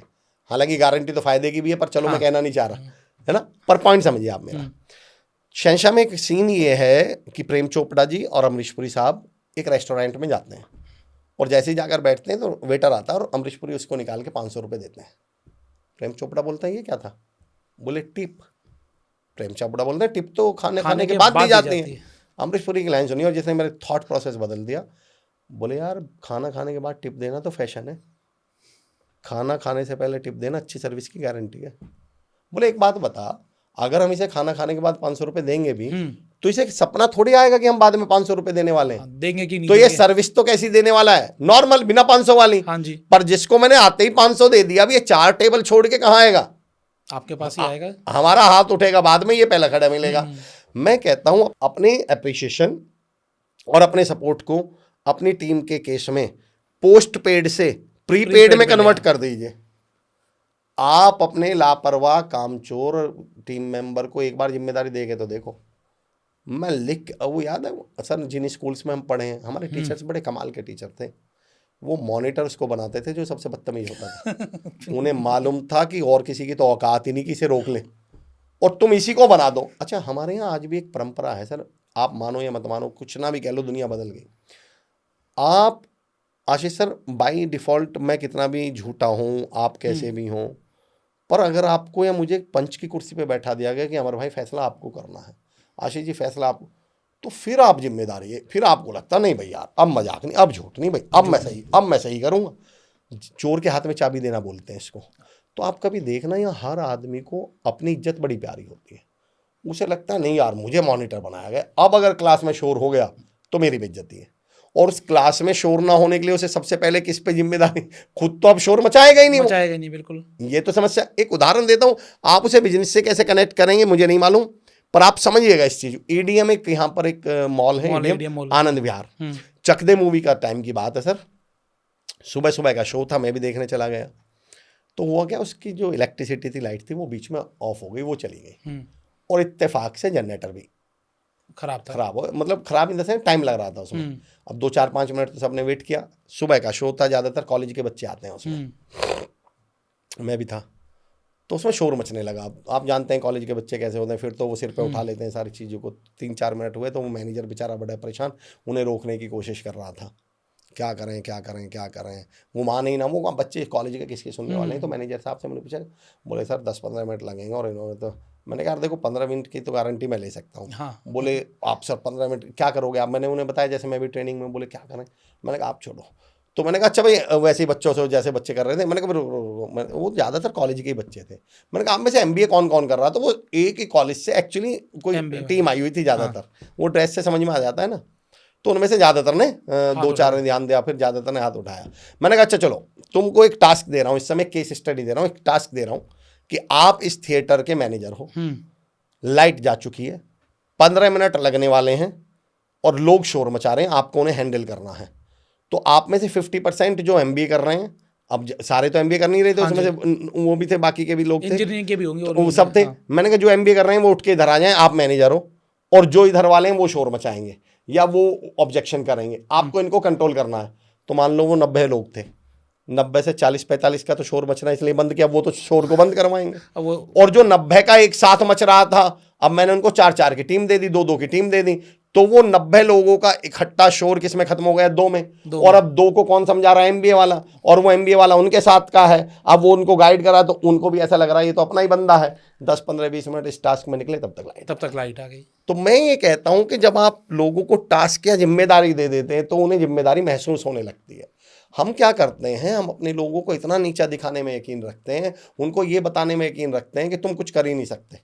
और वो क्योंकि हमारे एम्प्लॉय हैं, हम उनके क्या है, ऑनर, और वो अपने ऑनर की बात को गलत साबित नहीं होने देना चाहते, तो फिर वो सिद्ध करके बताते हैं कि सच में हम कुछ नहीं कर सकते। ऑब्जेक्शनल हैंडलिंग, ये आपने ऑब्जेक्शन, मैं तो ऑब्जेक्शन हैंडलिंग पे आओगे तो फिर मेरा टॉपिक अलग से चला जाएगा, पर क्योंकि बिजनेसमैन के बहुत काम का है, मैं ऑब्जेक्शन हैंडलिंग शब्द को बोलता हूं ऑब्जेक्टिव हैंडलिंग। वो ऑब्जेक्शन हैंडलिंग है ही नहीं सर, वो है ऑब्जेक्टिव हैंडलिंग। जो व्यक्ति ऑब्जेक्शन कर रहा है उसके पीछे उसका कोई ना कोई ऑब्जेक्टिव है। और अगर आप उसका, हमें क्या लगता है ये मेरा काम बिगाड़ रहा है, नहीं साहब, वो आपका काम नहीं बिगाड़ रहा, उसका कोई ऑब्जेक्टिव है, कोई रीजन है जिसके लिए आप मुझे गाइड कर रहे हो फ्रेंचाइजी बताओ के तौर पे कि अमर जी ये कर देंगे वो कर देंगे, और मैंने कोई ऑब्जेक्शन किया तो मुझे आपसे कोई बदला थोड़ी लेना है। ठीक बात है। पर मेरा कोई तो ऑब्जेक्टिव हो। अगर आप उस ऑब्जेक्टिव को समझ गए, और समझने से पहले एक टर्म आती है सुनना। एक्चुअली 90% समस्या क्या है, हम लोग बिजनेसमैन के तौर पे सुन नहीं रहे। बिजनेसमैन हो या आम व्यक्ति हो, कोई भी हो, कोई किसी को सुन नहीं रहा। मैं अपने दोस्तों को, जितने लोग यहाँ सुन रहे होंगे, उन्हें अपने टीम इश्यूज और क्लाइंट इश्यूज सुलझाने का एक सॉल्यूशन दे रहा हूँ, एक मतलब आई वुड से कि एक टूल दे रहा हूँ, एक मंत्र दे रहा हूँ मैं तो, और उस मंत्र को मैं बोलता हूँ सुनना। इससे आपकी सेल्स बढ़ जाएगी, क्योंकि जब टीम काम करेगी तो यकीनन। अच्छा चलो, सेल्स पे एक बात बताऊँ। हाँ जी। सेल्स बोलने का काम है ही नहीं सर, सेल्स सुनने का काम है। उदाहरण दूं? यस। मैंने शब्दों पे बहुत काम किया। सेल्स में हम सामने वाले को एक तरह से काउंसल कर रहे होते हैं, काउंसलिंग। भाई सेल्स क्या है, काउंसलिंग ही तो है। बिल्कुल। अब अगर मैं इस काउंसलिंग वर्ड को अपभ्रंश होकर बोलूं, थोड़ा सा बिगाड़ के, मतलब थोड़ा सा देशी भाषा में बोलूं, हाँ जी, तो काउंसलिंग वर्ड में एक बॉडी पार्ट आएगा, बताना क्या, काउंसलिंग, काउंसलिंग, कान। एक्चुअली काउंसलिंग मुंह से शुरू नहीं होती, कान से। सेल्स से शुरू होती है सुनने से, और हम किस में लगे हुए हैं, बोलने में। चलो, बिजनेस का मकसद क्या है, अर्निंग। अर्निंग के पहले 3 लेटर पढ़ना सर, क्या है, EAR। ईयर माने कान। अर्निंग भी कान से ही शुरू होती है। बिल्कुल, मैं अक्सर बोलता हूँ लोगों को, जैसे कई सारे सेल्समैन को मैं भी ट्रेन करता हूँ, बातचीत करता हूँ, वो क्या करते हैं, hello sir, good morning, I am Ashish Agarwal और मेरे पास ये वाला प्लॉट है, आप ये प्लॉट लेना चाहोगे। हम क्या बोलते हैं, नहीं, और सीधा काट देते। आशीष सर, ये पॉइंट आपने उठा दिया तो मैं आपको एक नए तरीके पे लेके चलता हूँ। चलिए, जब आपने सेल्स की ऐसी बात उठा दी है, ये वो ट्रेनिंग है जो हम लाखों रुपए लेके देते हैं कंपनीज में। अब आपको एक कमाल की बात बताता हूँ अगले 3 से 4 मिनट में। एक्चुअली आप अपना प्लान बता रहे होते हैं, आप अपना प्रोडक्ट बता रहे होते हैं। उसे आपका प्रोडक्ट चाहिए नहीं ना, आपका प्लान चाहिए, उसे चाहिए अपना प्लान। एक बात और भी तो है, लोग चाहते प्रोडक्ट हैं लेकिन खरीदना पसंद नहीं करते, वो अपनी पसंद से लेंगे। आप अपने प्लान को, सामने वाले का प्लान कितनी आसानी से बना सकते हैं, वो अपने आप बिक जाएगा। उदाहरण दे रहा हूँ, 2 बड़े प्रैक्टिकल, बड़े व्यावहारिक, बड़े घरेलू से उदाहरण। यही तो जानना है। कभी किसी की शादी के एल्बम देखिए? हाँ जी। मैं आपके घर आया और मैंने कहा आशीष, और मैं आपकी बारात में आया था, शादी में आया था, मैं कहता हूँ आशीष भाई एल्बम आ गई क्या? आप कहेंगे हाँ। मैं कहूँ अपनी एल्बम देना। और जैसे ही आप मुझे एल्बम दोगे, मुझे आप सब बताओ, मैं सारे फोटो ढूंढूंगा या कौन से फोटो ढूंढूंगा उस एल्बम में? मतलब अगर आप 5 मिनट एल्बम देख रहे हो तो 3 मिनट तो अपनी देखोगे, 2 मिनट आपने फटाफट से बाकी सारी पार कर दी। एक्चुअली जब एल्बम उठेगी तो मैं उस एल्बम में सिर्फ वो वाले पेज ढूंढूंगा, मेरा फोटो कहाँ है, मेरा फोटो कहाँ है, मेरा फोटो कहाँ है। और फिर मैं कहूँ अरे आशीष भाई बहुत बड़ी एल्बम है। आप उसे अपनी एल्बम दिखा रहे हो, उसे अपना फोटो चाहिए। और जिस दिन आप उस एल्बम में उसका फोटो दिखा गए, आप उस प्लान को, उस प्रोडक्ट को उसकी ज़रूरत बना गए। अब ये प्रोसेस क्या है वो बाद में आऊँगा, लेकिन पहले इसका थॉट प्रोसेस बता दूँ, इसके पीछे की साइकोलॉजी बता दूँ। आप कभी डॉक्टर के यहाँ जाइएगा, इसको मैं बोलता हूँ did you go through the process. आप प्रोसेस से ही नहीं गुजरे। आप अगर प्रोसेस से गुजर गए, क्या आप कभी नोटिस करना, किसी को शुगर हो, किसी को डायबिटीज हो, या किसी को बीपी हो, तो वो घर पे जाके क्या बोलता है अपने बच्चों से, उसे दवाई खानी है मेरी, तो क्या बोलता है मेरी दवाई का टाइम हो गया। हाँ। बेटा मेरी दवाई देना। क्या बोलते हैं हम लोग? बेटा मेरी दवाई देना। आपकी कैसे है वो? या तो वो शुगर की है और या फिर उस कंपनी की है जिसने उसे बनाया है। ये दवाई, आपकी दवाई कैसे बनी? मैं बताता हूँ कैसे बनी। आप डॉक्टर के पास गए थे, डॉक्टर ने आपसे कहा था जीभ दिखाओ, दिखाइए, आँख दिखाइए, 3 बार सांस लीजिए। और डॉक्टर ने ये 3 मिनट ये सब करवाने के बाद दवाई वही लिखी थी जो पिछले 10 साल से लिखता आ रहा है और सबको लिखता आ रहा है। पर अगर डॉक्टर ने आपकी जीभ ना निकलवाई होती, आपकी आँख यूं ना करवाई होती, 3 बार लंबी सांसें, तो आपको लगता है इसने बुखार की दवाई दी है। अब ये बुखार की दवाई नहीं रही, अब ये किसकी दवाई बन गई? अब ये आपकी दवाई बन गई। सेम अच्छा, दवाई हम खरीदते कहाँ से? मेडिकल स्टोर से। पर मेडिकल स्टोर की दवाई का आराम क्यों नहीं लगता लोगों को? कारण बताओ। सेम दवाई आती तो मेडिकल स्टोर से, पर आराम कब करती है? जब वो किसी डॉक्टर के द्वारा लिखी गई है। उसका रीजन बताऊं? क्योंकि मेडिकल स्टोर पे जाके हम क्या मांगते हैं? भैया एक टैबलेट बुखार की दवाई देना, शुगर की दवाई।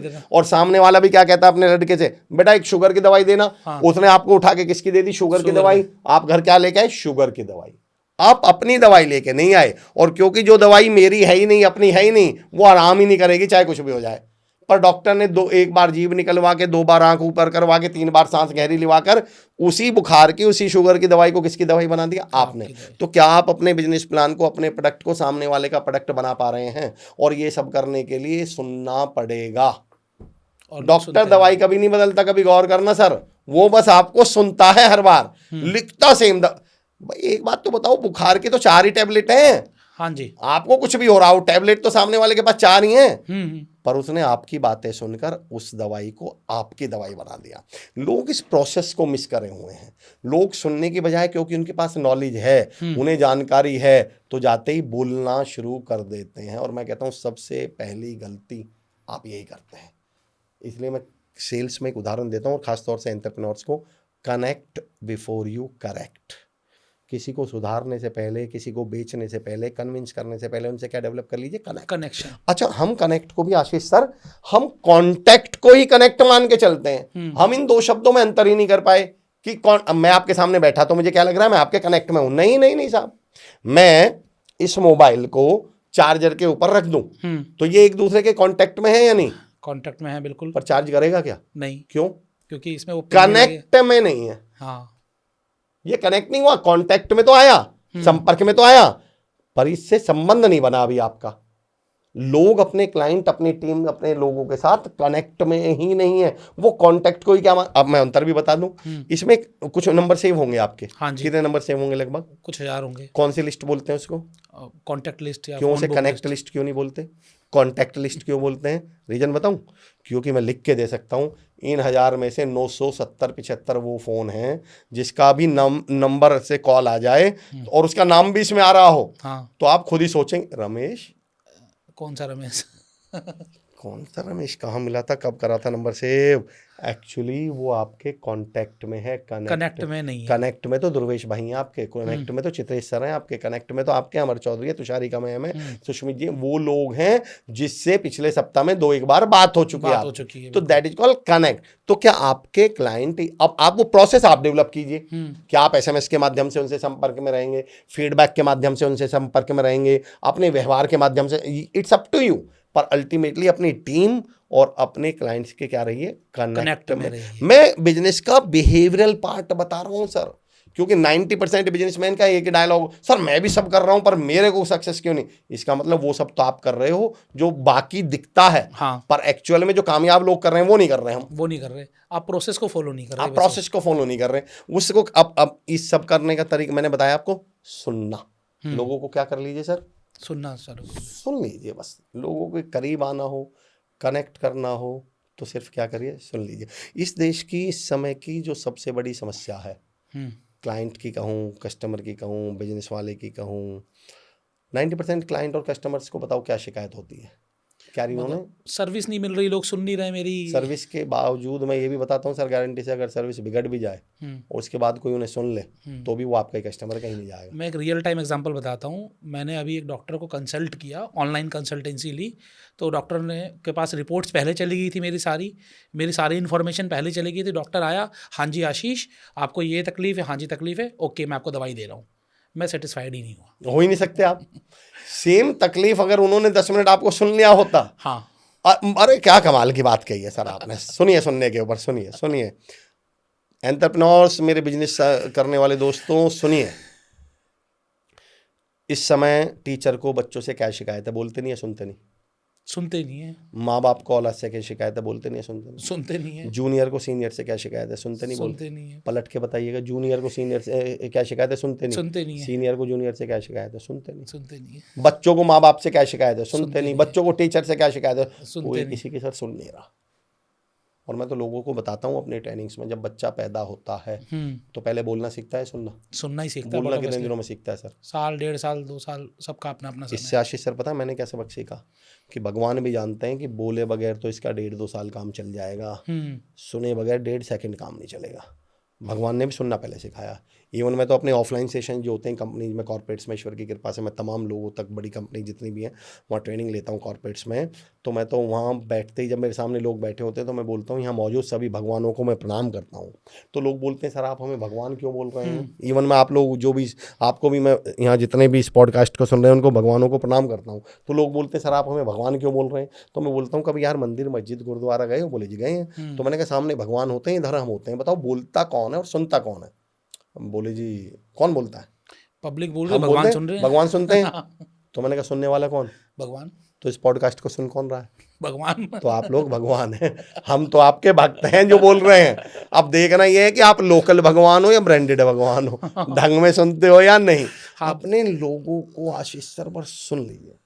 मैं पुलिस डिपार्टमेंट को ट्रेनिंग देता हूँ सर, और मैं वहाँ एक रियल टाइम एग्जांपल लिया करता हूँ कि जब हमारे साथ कोई केस हो जाता है ना, मेरे मोबाइल चोरी हो गया, साइकिल चोरी हो गई, बाइक चोरी हो गई, और मैं थाने चौकी गया सर, 90% केस में व्यक्ति को पता होता है कि मोबाइल नेपाल जा चुका है, अब ये वापस नहीं आएगा।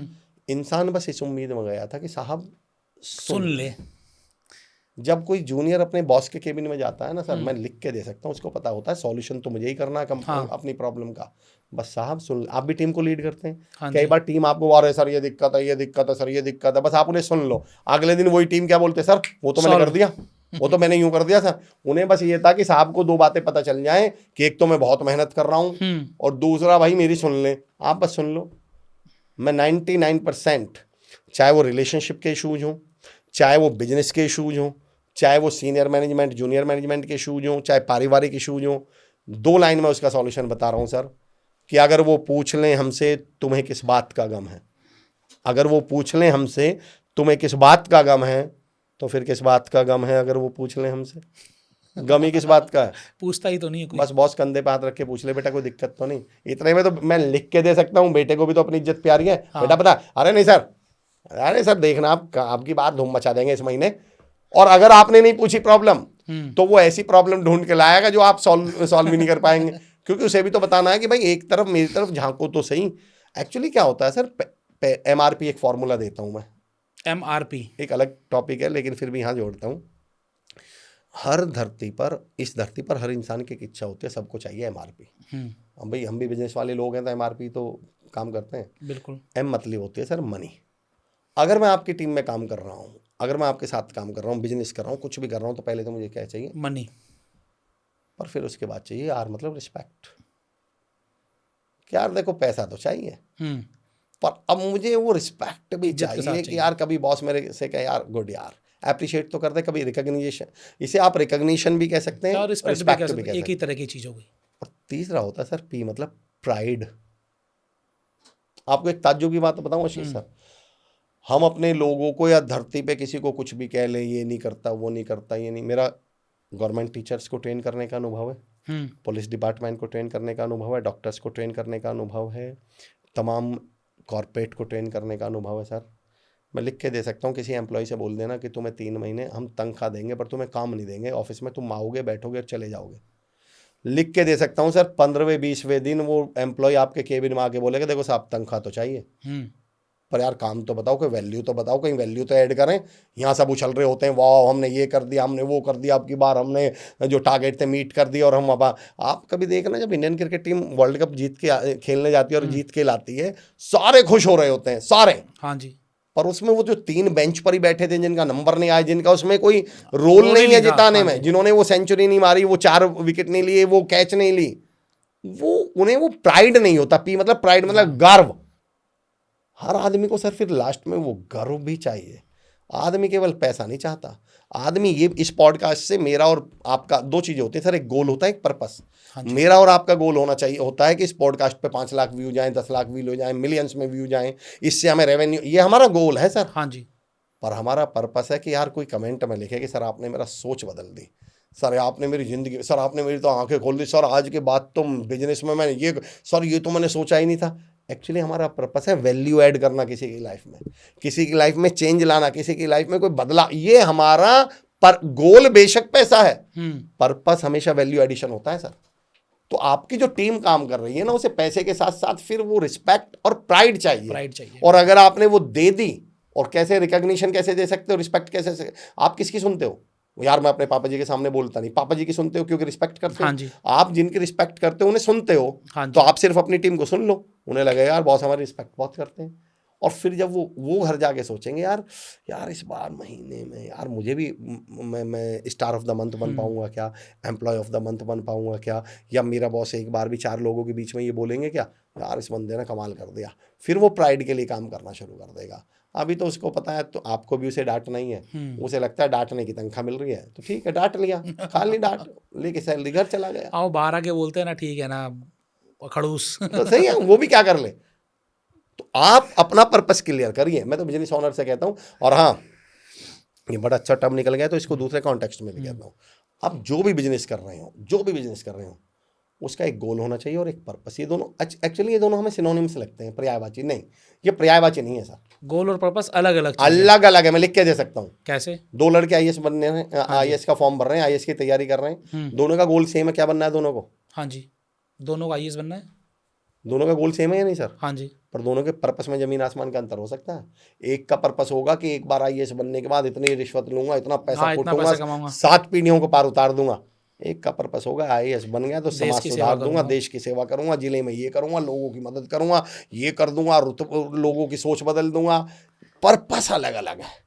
और आपको लॉन्ग टर्म में अगर आप बिजनेस कर रहे हो, बिजनेस में पैसा बहुत बड़ी टर्म होती है, पर लॉन्ग टर्म में आज आपको एक बात बता रहा हूँ, अगर आपका पर्पस वैल्यू ऐड करना नहीं है, बिजनेस कभी ग्रो कर ही नहीं सकता आपका।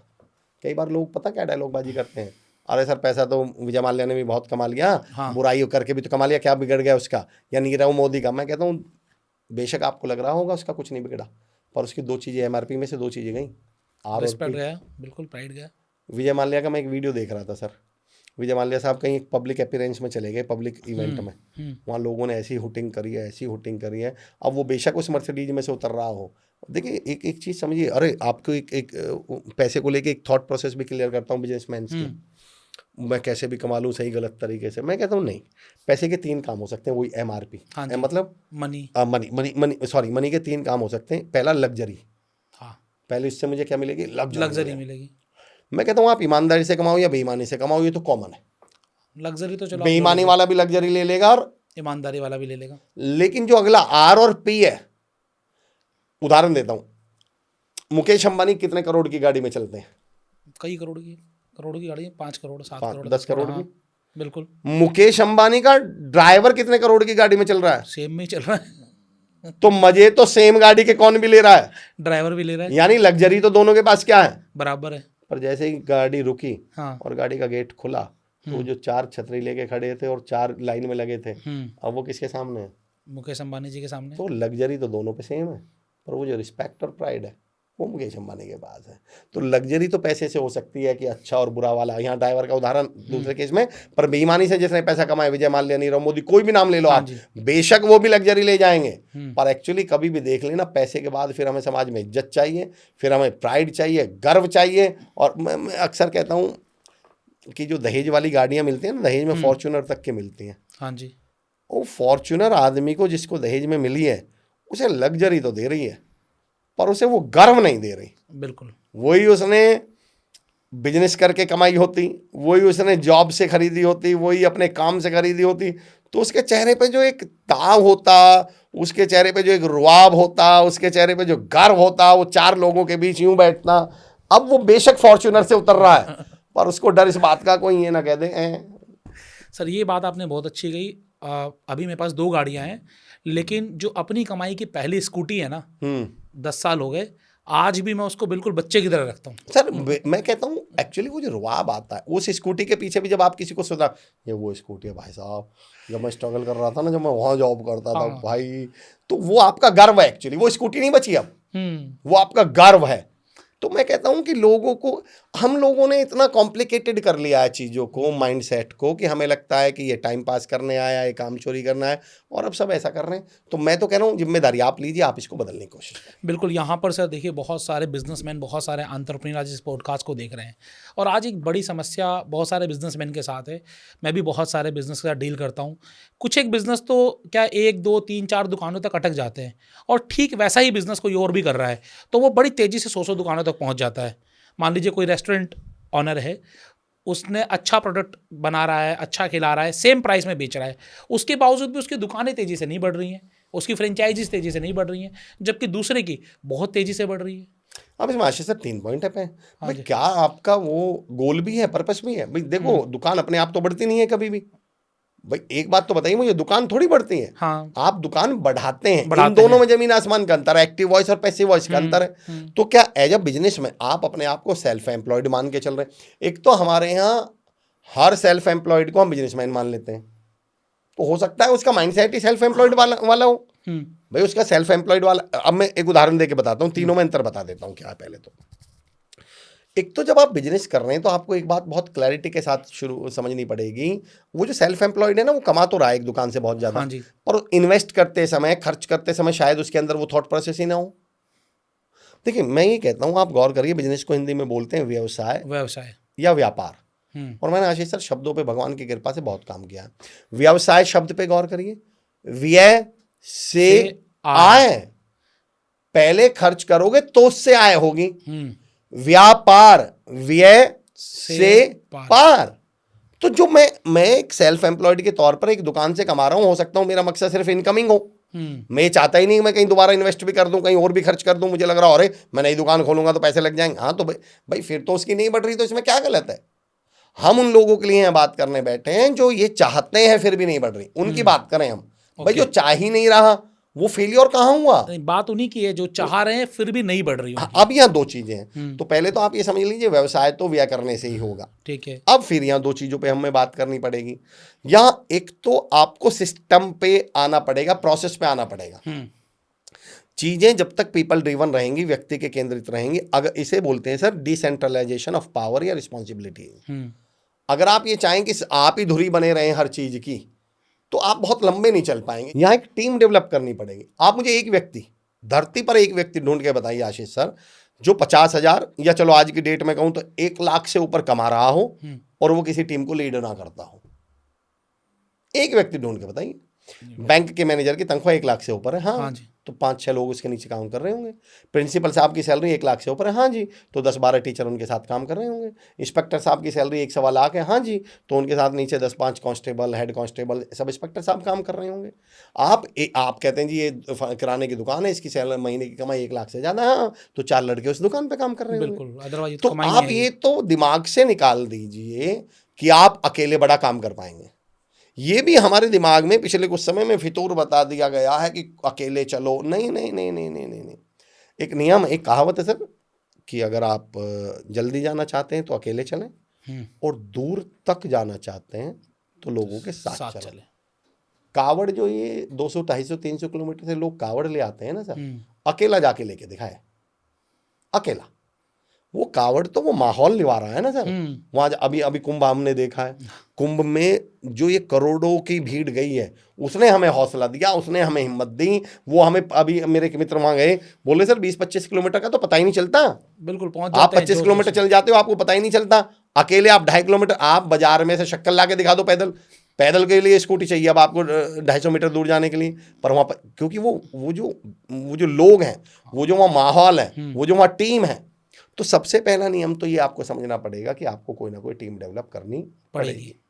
बिना टीम के सक्सेस, देखिए मैं एक उदाहरण दिया करता हूँ, मेरा one of my favourite example है। आप निर्दलीय या अकेले जीतकर विधायक तो बन सकते हैं, पर मंत्री या सीएम बनने के लिए आपके बाकी विधायकों का जीतना भी जरूरी है, पूरी टीम का जीतना जरूरी है। आप ये देखिए कि आप अपनी रेस विधायक तक की लड़ाई लड़ रहे हैं या मिनिस्टर या सीएम या पीएम तक की लड़ाई लड़ रहे हैं, फिर उसके लिए तो क्या चाहिए कि आपको टीम। पर यहाँ तो दिमाग में घुसा रखा अकेले के दम पे ये हो जाता, अकेले के दम पे जो क्या है वो अकेले के दम पे जिया जाता है जिंदगी को, दूसरों के कंधों पे तो जनाजे चलते हैं। अब दिमाग में मैंने बताया ना, जो चीज़ें लोगों को आगे बढ़ा सकती हैं उनके खिलाफ नेगेटिव कर दिया गया। मैं कहता हूँ शुक्र है यार, ये बात राम जी को किसी ने नहीं बताई थी।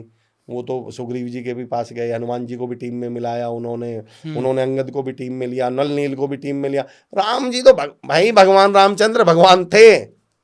वो ये भी कह सकते थे यहाँ बैठ एक तीर में अभी मार दूंगा रावण को। बिल्कुल, समुद्र सुखाने के लिए क्या करना था उन्हें राम जी को, मुझे तो समझ में ही नहीं आया। राम भगवान को एक तीर छोड़ना था, रावण वहीं मतलब जहां थे वहीं से मार देते उसको। फिर भी उसके बावजूद टीम बनाई ना। हाँ जी, कृष्ण भगवान जी ने तो नहीं कहा पांडवों से तुम हटो, मैं भी सुदर्शन चक्र चला के अकेला ही मार दूंगा। उन्होंने कहा फलाने से सिंधी करो, फलाने को अपनी तरफ लो, फलाने को मिलाओ, ढिकने को मिलाओ। टीम बनाइए, टीम। एक उदाहरण देता हूँ मैं आशीष सर, अकेला इंसान किसी का मर्डर कर सकता है या नहीं? कर सकता है मेरे हिसाब से। अकेला आदमी तो भाई एक की जगह 6 को भी मार दे। हाँ, अकेला आदमी किसी को पैदा कर सकता है? 2 चाहिए कम से पैदा करने के लिए कम से कम 2 चाहिए। विकास करने के लिए टीम चाहिए, विनाश करने के लिए अकेला भी कर देगा। ग्रोथ के लिए टीम चाहिए, प्रोग्रेस के लिए टीम चाहिए। लोगों को अपने साथ कनेक्ट करिए। इस मैं से बाहर निकलिए। सबसे ज्यादा मैं कौन सा जानवर करता है? बकरी। सबसे ज्यादा बलि कौन से जानवर की चढ़ती है? बकरी की। ज्यादा मैं करेंगे बलि चढ़ जाएगी। टीम बनी है, हम बनी है। तो सबसे पहले तो डिसेंट्रलाइजेशन करिए, मतलब लोगों को जिम्मेदार। अगर आप फ्रेंचाइजी मॉडल में आना चाहते हैं या आप अपनी ब्रांचेस खोलना चाहते हैं और आप भरोसा भी ना करें, आप किसी पर बिलीफ भी ना करें, आप ऐसी टीम भी डेवलप ना कर पाएं, तो आप 24 घंटे या तो ओवरलोडेड हो जाएंगे काम से या आप परेशान हो जाएंगे। पहला पॉइंट ये है। दूसरा पॉइंट ये है सर कि आपको एक प्रोसेस डेवलप करना पड़ेगा। अगर आप एक प्रोसेस को डेवलप नहीं कर पाए, अब वो आपका अलग अलग बिजनेस है तो प्रोसेस भी अलग अलग होंगे। बिल्कुल। अगर आपने वो प्रोसेस डेवलप नहीं किया, जैसे मैकडे की बात कर लीजिए आप, या आप जितने भी तमाम फ्रेंचाइजी मॉडल पे काम कर रहे हैं, हल्दीराम की बात कर लीजिए, आप जिनकी भी बात कर रहे हो, उनका टेस्ट हर जगह बराबर ही क्यों मिलता है? Same process. क्योंकि उन्होंने प्रोसेस को फॉलो कर रहे हैं। वो लोग, सारा खेल ही किसका इस धरती पे? प्रोसेस का। You have to follow the process. तो ये 2 चीज़ें अगर आप बिजनेस में कर रहे हैं तो ये फ्रेंचाइजी वाले मॉडल हाँ की बात जी, कर रहा हूँ मैं। और इस सब के लिए फिर मैं आता हूँ अब इसके बैकग्राउंड पे। एक्चुअली इन सब के लिए आपको खुद पे काम करना पड़ता है, खुद को मेंटली ग्रो करना पड़ता है, अपने थॉट प्रोसेस को ग्रो करना पड़ता है, स्किल्स पे काम करना पड़ता है। There is a very famous book, what have brought you here will never take you there. जो स्किल्स, जो टैलेंट, जो मेहनत, जो जानकारी, जो हुनर आपको यहाँ तक लेकर आया है, वो आपको कभी भी यहाँ तक लेकर नहीं जाएगा। इस पॉडकास्ट में मेरा काम, मैं फिर बता रहा हूँ आपको, मेरा काम बिजनेस आइडियाज देना नहीं है।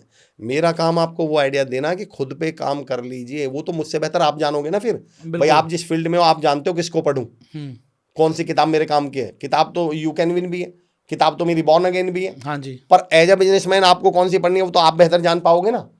तो मेरा पॉइंट क्या है, मैं कहाँ कनेक्ट करना चाह रहा हूँ कि आपको मेरा पहला काम है कि खुद पे काम करना पड़ेगा। किताबें, रिसाले ना अखबार पढ़ना, मगर इस दिल को हर रोज एक बार पढ़ना। आपको खुद से बात करनी पड़ेगी, खुद से पूछना पड़ेगा। रात को सोने से 10 मिनट पहले पूछने पड़ेंगे कुछ सवाल। क्या इस बिजनेस में जितनी नॉलेज चाहिए मुझ में है? टिक है, नहीं है कट मारो, काम करना शुरू कर दो। क्या मैं उतने हार्डवर्क, उतने मेहनत, उतना टाइम इस बिजनेस को दे रहा हूँ जितना देना चाहिए? यस, तो टिक मारिए, नहीं तो क्रॉस मारिए, अगले दिन से काम करना शुरू कर दीजिए। मैंने कहा ना सेल्फ असेसमेंट की बात शुरू की थी और वो वहाँ बीच में SAT, सेल्फ असेसमेंट टेस्ट। हाँ जी। एक किस्सा जिसने मेरी जिंदगी में 360 डिग्री चेंज लाया, जिसने मेरी जिंदगी बदल के रख दी। Self assessment. एक लड़का एक दुकान पर पहुंचता है STD PCO पर, और वहां से एक कॉल करता है। उधर से एक मैडम कॉल उठाती हैं। लड़का बोलता है मैडम मुझे अपने यहाँ माली रख लो। मैडम बोलते नहीं मेरे यहाँ तो माली है। बोले मैडम मुझे हटा दो, मुझे रख लो। मैडम कहते नहीं मेरा माली बहुत अच्छा, मैं नहीं हटाऊंगी। लड़का बोलता मैडम मैं ना लंच भी घर से ले आया करूंगा, लंच आपके यहाँ नहीं करूंगा, मुझे रख लो, उसे हटा दो। मैडम कहते नहीं मेरा माली बहुत अच्छा है। Self assessment. मैं कहता हूँ इससे बेहतर मैंने कुछ नहीं सीखा। तो बोलते नहीं मैं नहीं हटाऊंगी। लड़का कहता मैडम मैं 100 रुपये कम ले लूंगा, मुझे रख लो। मैडम कहते नहीं मेरा माली बहुत अच्छा, मैं नहीं हटाऊंगा, और मैडम फोन काट देती है। और ये सब कुछ वो STD PCO वाला चलती थी ना पहले। हाँ, STD PCO, तो STD PCO वाला दुकान वाला देख रहा है, उसे उस लड़के पे तरस आ जाता है। वो उस लड़के से बोलता है बेटा तू इतना ही परेशान है, तुझे जॉब की इतनी जरूरत है, तो इतनी ही दिक्कत है, तू एक काम कर मेरे यहाँ नौकरी कर ले। लड़के का जवाब सुनिए। लड़का बोलता है नौकरी? काहे की नौकरी? बोले तू अभी तो फोन पे उस मैडम से नौकरी मांग रहा था। लड़का बोलता उस मैडम के घर माली मैं ही हूँ। तो फोन क्यों कर रहा था? ये जांचने के लिए कि कहीं ऐसा तो नहीं है कि मेरी मैडम मेरे काम से खुश है या नहीं है। क्या कल बात, को ऐसा तो क्या नहीं है कि बात। कोई 100 रुपये कम वाला आएगा और मैडम कहेगी हटा के इसको रख लूँ। कोई लंच बिना करने वाला आएगा और मैडम कहेगी इसे हटा के। बोले मैं तो ये चेक कर रहा था कि मेरी मैडम मेरे काम से खुश भी है या नहीं, मैं अपना काम ईमानदारी से 100% कर भी रहा हूँ या नहीं कर रहा। अफसोस इस बात का है हमें सारी दुनिया से शिकायतें हैं। हम सेल्फ से, ये जो दुनिया से तुझको इतना गिला है, नदीम शाह साहब की लाइन है, ये जो दुनिया से तुझको इतना गिला है, ये बता तूने दुनिया को क्या दिया है? आपका क्या वैल्यू एडिशन है इसमें? क्या आपके प्रोडक्ट में उतना दम है कि आपको कोई 2 रुपए कल को सस्ता कर दे उसी के साथ प्रोडक्ट को? हमारा ढाबा था और उस समय सिंगल ढाबा था उस रोड पर। और मेरे पापा जी कई बार ऐसी बात चलती थी तो लोग करते ना, अरे कैसा भी कर लो यहाँ कोई और थोड़ी है। पापा जी कहते थे नहीं, जिस दिन कोई और आएगा उस दिन क्या होगा? आपका पिट जाएगा सामने। आशीष सर 100 किलोमीटर दूर, मैं लिटरली 100 किलोमीटर, महाराजा के नाम से ढाबा था हमारा, चिरोड़ी गांव है मेरा। अच्छा। जो जानते हैं वो आपको बता देंगे। अगर किसी को सिकंदराबाद में भी भूख लग गई, ट्रक, ज्यादातर हमारे यहाँ ट्रक, लंबे रूट के ट्रक और ईंटों वाले ट्रक रुका करते थे, वो 100-180 किलोमीटर दूर से भूखे इसलिए आते थे, खाएंगे तो वहीं खाएंगे, महाराजा में खाना, महाराजा पे खाएंगे। और ढाबा था महाराजा, कोई 5 स्टार होटल नहीं था हमारा, लेकिन उन्हें मालूम था वहाँ जो मिलेगा, क्वालिटी जो मिलेगी। मेरा पॉइंट क्या है, हमें क्या लगता है कि यार अभी मार्केट में कंपटीशन थोड़ी, अभी तो कैसा भी दे लो। जिस दिन कंपटीशन होगी तब क्या कर लोगे आप? आपसे बेटर फिर कोई आपको पूछे, कोई बता, एक आप समझिएगा, कोई कस्टमर शिकायत करने थोड़ी आता है। कस्टमर इतना फालतू थोड़ी घूम रहा है, वो तो चेंज कर देगा वो शिकायत। अब कस्टमर कंप्लेन नहीं करता सर, अब कस्टमर चेंज कर देता है। छोड़ दीजिए भाई, ठीक है। मैं आपको एक उदाहरण देता हूँ, बिजनेस ही कर रहे हैं तो सुनिए। मैं इंदौर में कपड़े डालने गए ड्राई क्लीनिंग के लिए, नई दुकान खुली थी वो। तो जैसे ही मैं पहुंचा, काउंटर पर लड़का खड़ा था, वो मैं नई दुकान खुली तो मैं यूँ, जैसे कई बार हम यूँ नहीं देखने लगते, तो लड़का बोला सर चिंता मत करो, आप निश्चिंत रहो, बढ़िया काम करेंगे, बढ़िया कपड़े ड्राई क्लीन करेंगे, आप चिंता मत करो। मैंने कहा ये कब खुली? बोले 4-5-6 दिन हो गए सर। मैं कितना खर्चा आया इसमें? लगभग मशीन वशीन जो सब सारा सिस्टम जो लगाया है, फर्नीचर वगैरह। बोले सर 5-6 लाख रुपए लग गए। तो मैंने कहा चिंता तुम करो, मैं क्यों करूं? तुमने मेरे एक जोड़ी कपड़े बिगाड़ भी दिए, तो मैं अगली बार कहीं और ड्राई क्लीन करवा लूंगा, मेरा तो 60 रुपए का नुकसान है, तुम्हारा 6 लाख का नुकसान, 6 लाख का नुकसान है, और दोबारा मैं आने वाला मैं आऊंगा थोड़ी तुम्हें ये शिकायत करने बताने थोड़ी आऊंगा कि नहीं भाई साहब ये सुधार लो और ये सुधार लो। तो मैं लोगों से कहता हूं कि अगर आप सही सर्विस नहीं दे रहे हैं तो ये मत सोचना आपने कस्टमर का कुछ बिगाड़ दिया। आपने अपना बिगाड़, कस्टमर का तो एक जोड़ी कपड़ा बिगाड़ पाएंगे आप, अपना करियर बिगाड़ लेंगे, अपना फ्यूचर बिगाड़ लेंगे आप। बिल्कुल अपने प्रोडक्ट और सर्विस पे पूरा ध्यान दो और उसको सही तरीके से ग्राहकों तक पहुंचाओ, ये बड़ा इंपॉर्टेंट है। सर्विस तो इतनी बड़ी चीज़ हाँ। है सर। और अगर हो सके तो एक चीज़ मैं ऐड करना चाहता हाँ हूँ जी, इसमें। प्लीज। मेरी एक थ्योरी है सर जो मैं सेल्स वालों को सिखाता हूँ और बिजनेस ओनर्स को सिखाता हूँ, और उस थ्योरी को मैंने नाम दिया where are your 3 hellos. 3 hellos. आपके 3 हेलो कहाँ हैं? अब क्या थ्योरी है सुनिए। HDFC बैंक का एक ऐड आया करता था सर, HDFC का एक ऐड था, बहुत पुराना, 7-8-10 साल पुराना एक ऐड था। उसमें कुछ बच्चे खेल रहे होते हैं एक कॉलोनी में, एक सोसाइटी में, वहाँ एक खड़ूस बुजुर्ग हैं, तो उनसे सब डरते हैं। तो पहला सीन क्या है कि खड़ूस बुजुर्ग जो दिखाए गए हैं उसमें, वो गाड़ी लेकर अंदर आ रहे हैं, तो सारे बच्चे उन्हें देख के भग जाते हैं। एक 9-10 साल की बच्ची बस वहाँ खड़ी रहती है, चेहरे पे स्माइल करती है और उनको देखकर बोलती है हेलो अंकल। दूसरा सीन, वो बुजुर्ग अपने पौधों में पानी डाल रहे हैं, सारे बच्चे वहाँ से दौड़े हुए जा रहे हैं, अचानक वो बुजुर्ग के सामने जैसे सारे बच्चे आते हैं तो उन्हें देख कर सारे भग जाते हैं। बस वो एक लड़की चेहरे पे स्माइल करके बोलती है हेलो अंकल। Hello uncle. तीसरा सिचुएशन कि सारे बच्चे कॉलोनी में कोई त्यौहार चल रहा है, होली या कुछ त्यौहार चल रहा है, और जैसे ही वो बुजुर्ग निकलते हैं सारे बच्चे फिर डर जाते हैं, भग जाते हैं, केवल वो लड़की रुक कर बोलती है हेलो अंकल। अब कट्टू लास्ट सीन, सारे बच्चे क्रिकेट खेल रहे हैं, क्रिकेट खेलते खेलते एक बच्चा शॉट मारता है, बॉल उस बुजुर्ग के जो दिखाए गए हैं अंकल, हाँ। उनके कांच पर जाकर लगती है, कांच फूट जाता है और सारे बच्चे डर के भाग जाते हैं, अंकल मारेंगे। अंकल बाहर निकलते हैं, उस अपनी बालकनी में आते हैं, बॉल उठाते हैं और वो लड़की वहीं खड़ी हुई है, और लड़की उनको देखते ही हेलो अंकल, और उन अंकल के चेहरे पे एक स्माइल आती है और वो बॉल दे देते हैं वापस। ये वीडियो दिखाने के बाद मैं लोगों से पूछता हूँ ये बॉल कौन सी हेलो ने वापस करवाई है? चौथी हेलो ने, पहली से लेकर चौथी सारों ने। जो पहली 3 हेलो थी, जब बिना वजह जो उस लड़की ने, जो बिना काम के वो 3 हेलो उस लड़की ने उन अंकल से करी थी, जब उसकी बॉल ने कांच नहीं फोड़ा था, गलती नहीं करी थी, नुकसान नहीं हुआ था, कस्टमर डिससेटिस्फाइड नहीं हुआ था, उससे पहले जो उस लड़की ने 3 हेलो करी थी, ये उन 3 हेलो ने बॉल वापस करवाई है। मैं लोगों से पूछता हूँ कि तुम्हारी 3 हेलो कहाँ हैं? हम अपने कस्टमर से कॉन्टैक्ट ही कब करते हैं? जब प्रॉब्लम जब कोई आती प्रॉब्लम आ जाए, जब हमारा कस्टमर हमारे अगेंस्ट हो जाए, जब कोई चैलेंज आ जाए। और अब हम क्या सोच रहे हैं, मैं इससे हेलो करूंगा, मैं इससे पोलाइटली बातें करूंगा और ये बॉल वापस कर देगा, मतलब ये मान जाएगा। Where are your 3 hellos? मतलब अपने कस्टमर से बने रहो, बने रहिए। आप एक रेस्टोरेंट में मैनेजर हैं और आपके यहाँ कोई क्लाइंट 6 महीने से लगातार आ रहा था, आपने मुंह फूटे में से, हमारे यहाँ लाइन बोली जाती है, आपके मुंह से कभी ये भी लाइन नहीं निकली कैसे हो, कोई दिक्कत तो नहीं, कोई प्रॉब्लम तो नहीं, खाना कैसा लगा। एक दिन उस कस्टमर के दाल में बाल निकल जाता है, अब आप सोच रहे हैं कि आप उसे संभाल लोगे? वो तो इंतजार कर रहा था कि किसी दिन गड़बड़ हो और तुम्हारे रेस्टोरेंट को सिर पे उठा दे, लेकिन उसी कस्टमर से आपने उन 6 महीने में 3 बार भी सिर्फ इतना भी पूछ लिया होता, सर खाना कैसा लगा, सर कोई इशू तो नहीं है, सर पानी मंगवा दूँ, ठंडा पानी मंगवा दूँ। और फिर वो चौथी बार में जब उसकी दाल में बाल निकलती, मैं गारंटी देता हूँ वो वेटर से बोलता हूँ उनको बुला के लाना, भाई साहब को, भाई साहब इस दाल में ना बाल है, आप इसको चेंज करवा दो, हमारे लिए दूसरी मंगवा दो। अब वो आपकी इज्जत रखता, पर आपको क्या लगता है जब ये बिगड़े, हमें क्या जरूरत पड़ रही है, अभी तो हमसे, अभी तो बढ़िया चल रहा है। जब बढ़िया चल रहा है, हम लोग दोस्ती में भी यही गड़बड़ करते हैं, बिजनेस में यही गड़बड़ करते हैं, जब काम पड़ता है तब बात करते हैं। 2 साल पहले मैंने एक सबक सीखा, मैंने अपने एक दोस्त को फ़ोन किया 7-8 साल बाद, मैंने उससे बोला अरुण एक काम था यार, वो बोला हाँ पहले वो काम कर ले फिर बाद में बात करना। आपको क्या लग रहा है कि आप 10 साल बाद सीधे काम की बात करोगे? आप उस दौरान कहाँ थे, कहाँ थे आप? आपका कस्टमर तो आपके साथ 6 महीने से जुड़ा हुआ था। तो अगर हो सके, आपकी टीम छोड़ दो कस्टमर की, चलो कस्टमर को तो आप नहीं भी जानते हो, टीम को तो जानते हैं, बिल्कुल टीम का ख्याल तो आप रखिए, टीम आपका ख्याल रखेगी। कभी किसी का बर्थडे पे विश कर दीजिए, कभी किसी के कंधे पे हाथ रख दीजिए, कभी किसी के हालचाल पूछ ली। कितना आसान था इलाज मेरा, फ़हीम बदायूनी साहब, कितना आसान था इलाज मेरा, वो बस पूछ लेते मिजाज मेरा।